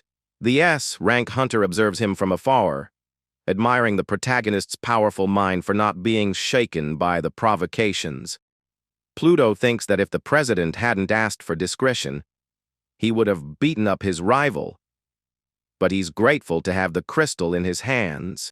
He lets out a tired sigh, wondering if he possesses some kind of strange magnet that attracts silly people. He ignores the idiots and selects the apocalypse difficulty on the magic screen to maximize his level gain once and for all. The wounded hunter from before stares intently as the magical lights of the nest portal activate.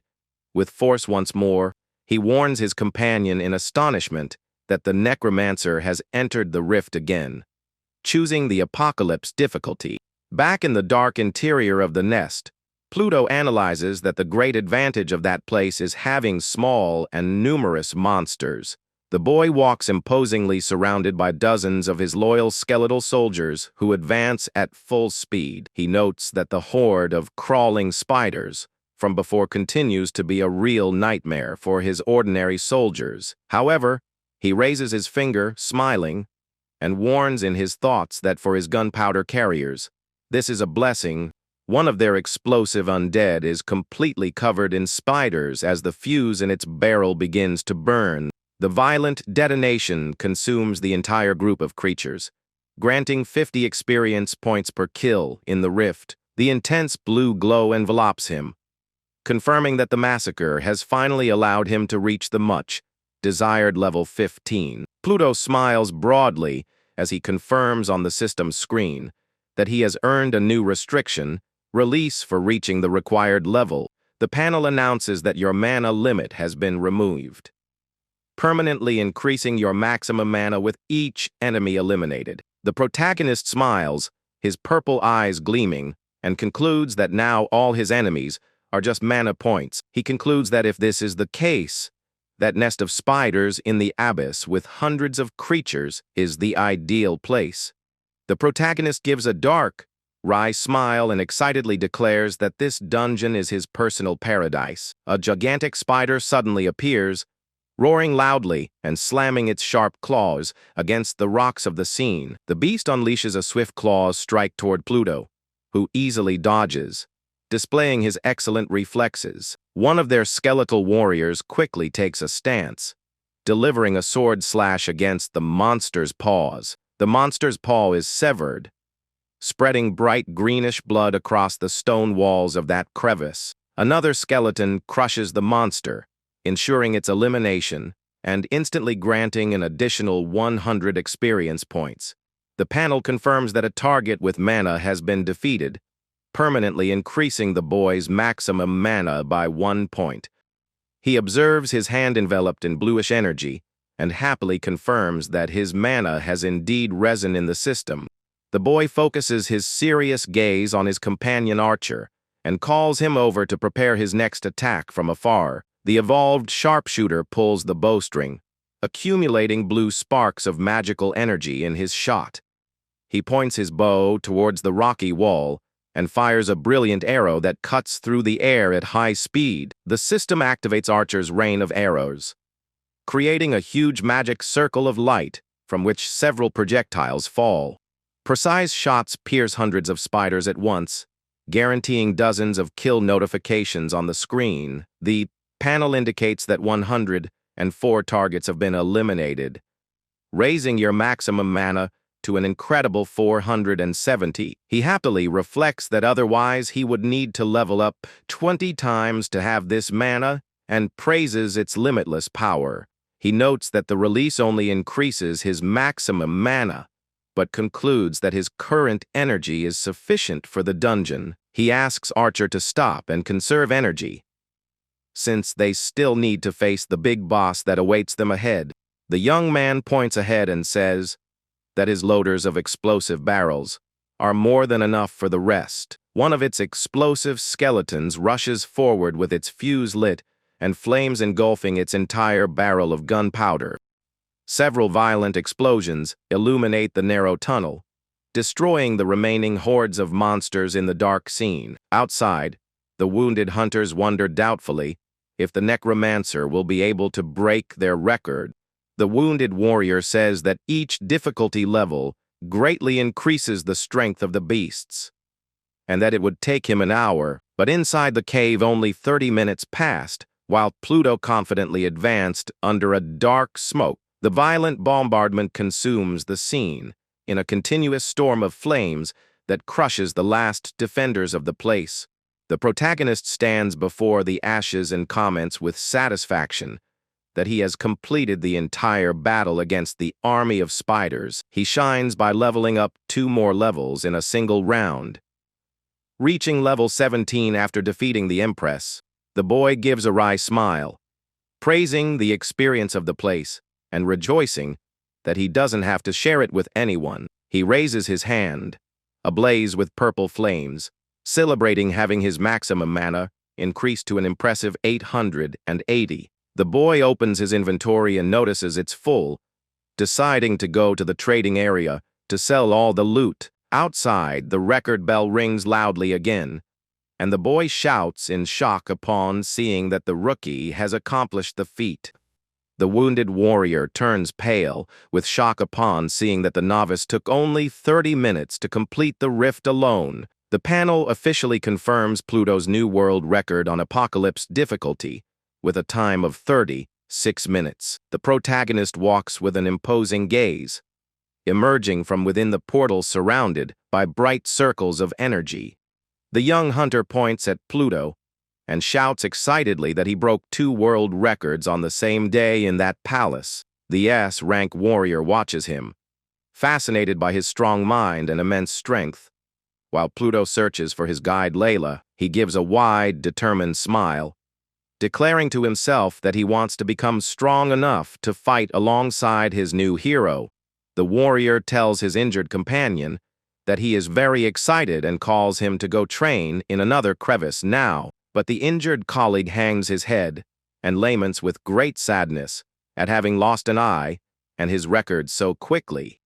He walks away dejectedly and calls his mother to tell her that he's giving up his adventurous career for good to help her. He walks alone through the immense white hall of the palace and sadly adds on the phone that he ended up losing an eye. Meanwhile, Pluto asks where the trading area is, and the sorceress refuses to accept the gold coin he offered. The protagonist stares at him with distrust in his eyes and asks directly why she won't accept the payment. She pulls off her large blue hat in embarrassment and says that he should consider that a bonus for breaking the record. The girl thinks Pluto possesses the valuable golden crystal and that he is an elite hunter whom she should greatly respect. She asks him to follow her, as she will take him to the desired location. And the young man calmly thanks her as he walks with her.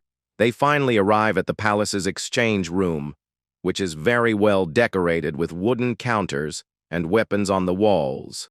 The attendant in the black suit greets them politely, asking if they are buying or selling, and the young man replies that he wants to sell. The attendant judges the boy to be a low-level necromancer and reluctantly asks him to place the weapons on the table. Pluto warns that the table is too small for his items, and the attendant scoffs, saying that the magic table can stack everything.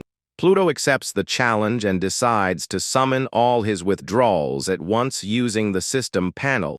The attendant looks at him disdainfully and arrogantly prepares to see what the young man has managed to withdraw. A huge number of glowing items begin to materialize in the air in a large curtain of bluish light. A colossal mountain of metal armor and heavy swords is piled absurdly high in the trading hall. The young man gives a wry smile, commenting with satisfaction that the items had indeed piled up very high on the table. The attendant's eyes widen in shock, and he breaks out in a cold sweat upon seeing the absurd amount of equipment. He asks, frightened, where the boy got so many weapons and questions how many times he had to go to the crevice. Pluto explains that since he plays alone he doesn't share serves, but the man thinks he must be the heir to a rich family. The employee adopts a humble posture and asks the young man, with a forced smile, to return the following day. Pluto agrees to return tomorrow, and Layla suggests they visit the specialty equipment store right over there. The young hunter realizes that his old epic attire is now weak and decides to seek a real upgrade. The sorceress smiles excitedly, agreeing with the idea, and cheerfully announces that she will lead the way there. They enter the immense hall of the store, which has hundreds of weapons, shields, and luxurious armor displayed on the walls. Layla displays a rare purple death scythe that increases the Necromancer's summon limit by 1. She comments that an extra summon is extremely important, but Pluto thinks that item is only useful for beginners.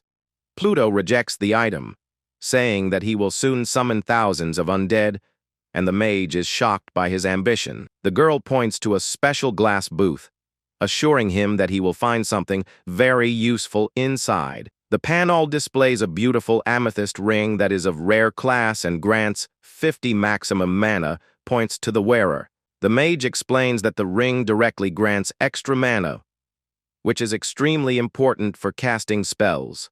The boy compares the item to his legendary ring and concludes that in real time, 50 points are nothing compared to what he already possesses. He laughs and says he doesn't need mana, making the girl desperate because he refused another good item. The girl becomes thoughtful, realizing that the young prodigy doesn't need more mana or a regular summoning bonus. Unable to understand Pluto's ambitions, she turns to him and questions what exactly he is looking for there. The protagonist remains silent with a serious look as a mysterious dark energy begins to draw his attention. Suddenly, dozens of dark shadows and shadowy specters emerge from one of the display cases, floating in a terrifying way. Dark smoke creeps across the hall floor, guiding Pluto's steps to the end of the corridor. The boy realizes he was unconsciously drawn there and finds himself standing in front of a large glass shop window.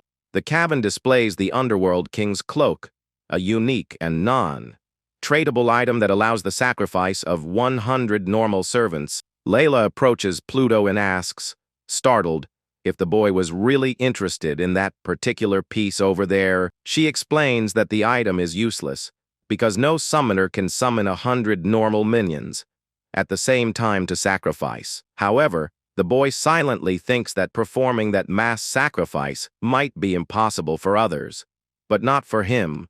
The system displays a comparative infographic showing that the fusion will generate infinitely stronger elite warriors. Pluto gives a rather satisfied smirk when he realizes that the armor was custom, made for him. He focuses his determined gaze on the shop window and declares firmly that he will find a way to get that rare item. The young mage is completely taken aback by the boy's boundless ambition and stares at him, unable to say anything. She explains that the piece fell from a beast in the previous war, but because it was considered too weak, it became a display item. Pluto gently touches the glass of the display case and murmurs to himself that the armor must feel very sad trapped there. He observes the black cloak fondly through the reflective glass and firmly promises that he will release her very soon. The boy turns around and asks if there's any way to acquire the item, and the mage replies, startled, that she has no idea how. However, she becomes thoughtful for a few moments and reveals that there may be only one method to obtain the armor. Layla says that the palace's annual tournament awards the grand winner the right to choose any item from the display case. She points out that previous champions always chose expensive items, and that she doesn't know if the rules allow them to bring this item. The boy gives a determined smile and coldly concludes that to get the armor, all he has to do is win the palace tournament. The girl screams scandalously, questioning whether the boy really understands the absurd level of difficulty of the event. Layla explains that the tournament is sponsored by the 5 largest guilds in the country and brings together only the elite of the best hunters. The magician slaps her forehead in despair, saying that standing out among the greatest geniuses in the country is harder than ascending to the heavens. Ignoring her despair, Pluto fixes his gaze on the display case and promises the cloak that he will free it as soon as he wins the contest. The girl shouts angrily, asking if he's listening, and warns that A-rank competitors are just the bottom of the tournament. The protagonist turns to the side with a calm, icy look, responding indifferently that he already understands the magnitude of the event. He gives a rather confident, sly smile, his eyes shining, and states that his victory in the contest is guaranteed. The girl is quite intrigued by Pluto's confidence and wonders if he truly understands the risks of that tournament. Pluto asks when this year's competition will begin, and the mage replies that the tournament will start in just 2 weeks. He concludes that the deadline is not short and promises himself that he will use the time to extract the maximum from his potential. The protagonist clenches his fist tightly, accumulating blue rays and brilliant energy of determination in his fingers. He realizes that having a huge maximum mana is useless if he can't recharge it quickly in battle. The boy says he's going to rest and will come back to look for her tomorrow, which the young mage confirms shyly. At that same instant, a pillar of blue energy tears through the ceiling of the place, teleporting the boy away. Layla is surprised to see that he preferred to go to sleep instead of training and mentally praises him for being unpredictable. Meanwhile, in Pluto's apartment, the silence of the night takes over the entire peaceful neighborhood under the starry sky.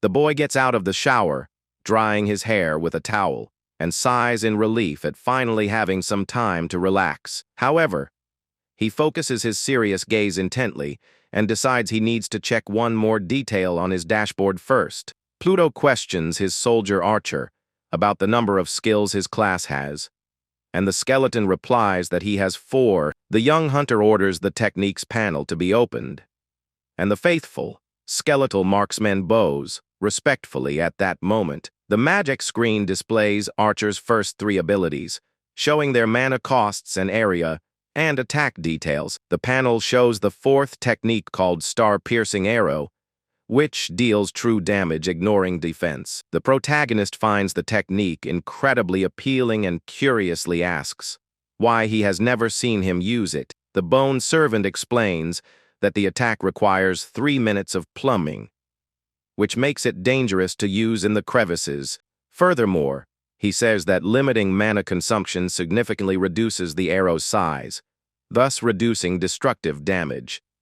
Pluto deduces that his mana reserves would solve the size issue, but agrees that channeling for 3 minutes is a fatal flaw. He decides to drop that conversation and sits down on the bunk bed, thinking about taking advantage of the rare opportunity to sleep.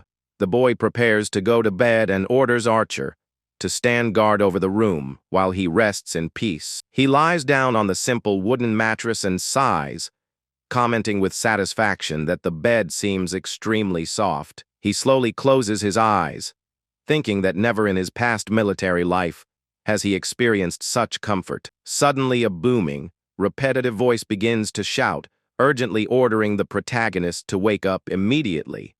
The silhouette of a soldier armed with a rifle emerges from the darkness, calling him a recruit and ordering him to wake up quickly. A brave commander reprimands him seriously, questioning what would happen if the enemy army attacked them there. The young Pluto from his past life stammers apologizing, while fearfully holding his rifle in the dark. The superior stares at him angrily, reminding him that whoever is on guard duty is responsible not only for themselves but for the lives of the entire group. Another soldier approaches the boy in the dark and calmly asks the commander to give the tired recruit a break. He sits holding his weapon and scoffs, saying that the group leader shouldn't blame the young rookie for everything that happens.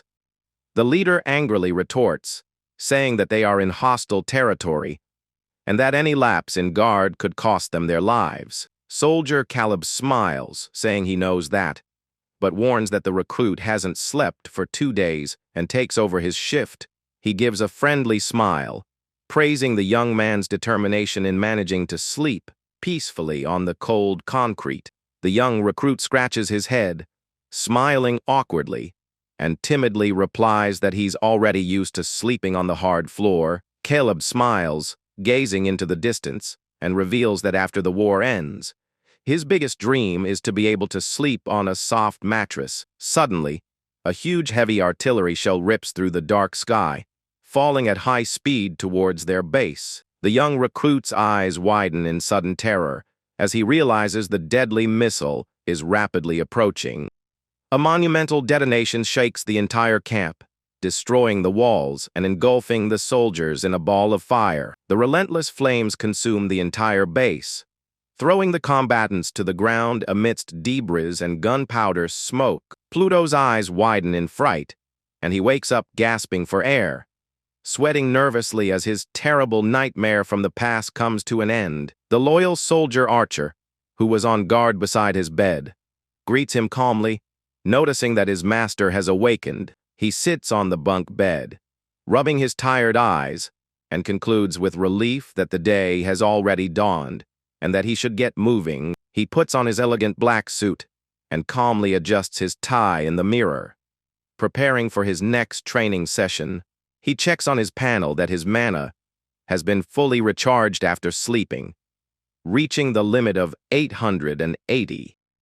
He clenches his fist determinedly, commenting confidently that his mind and body are at their peak, and that he's going all out now. A massive beam of golden light tears through the air in the palace hall, signaling the arrival of an extremely powerful elite hunter. The warriors chat, surprised, commenting on the rumors about a rank C necromancer who broke 2 records in one day. Pluto ignores the curious stares in the hall and focuses on finding Layla to make plans before his next challenge. Suddenly, the young mage spots him in the crowd and shouts, waving her hand to get the attention of her new companion. She runs up to him and suggests they visit the trading area first to collect the money from the sale of the boy's weapons.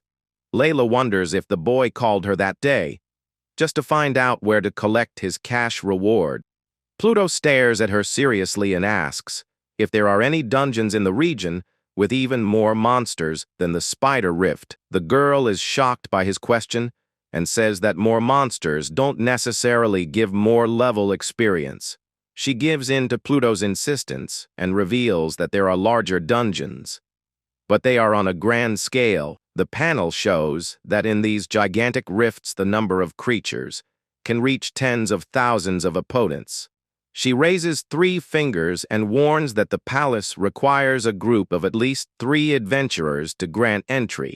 Pluto concludes that he will need to find a team, and the mage explains that large rift groups are closed to newcomers. The protagonist smiles slightly and concludes with satisfaction that he actually only needs to find one more person. The girl panics completely and screams, waving her arms, saying that she will not follow him into that deadly trap. Pluto offers gold in exchange, but she retorts angrily, saying that only an idiot would agree to go into the rift with them.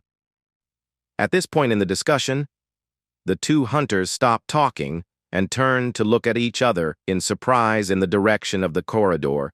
That S-rank warrior raises his arm shyly and timidly asks if he might join the group. The sorceress stares blankly at the boy and thinks in surprise that the idiot she mentioned really did show up.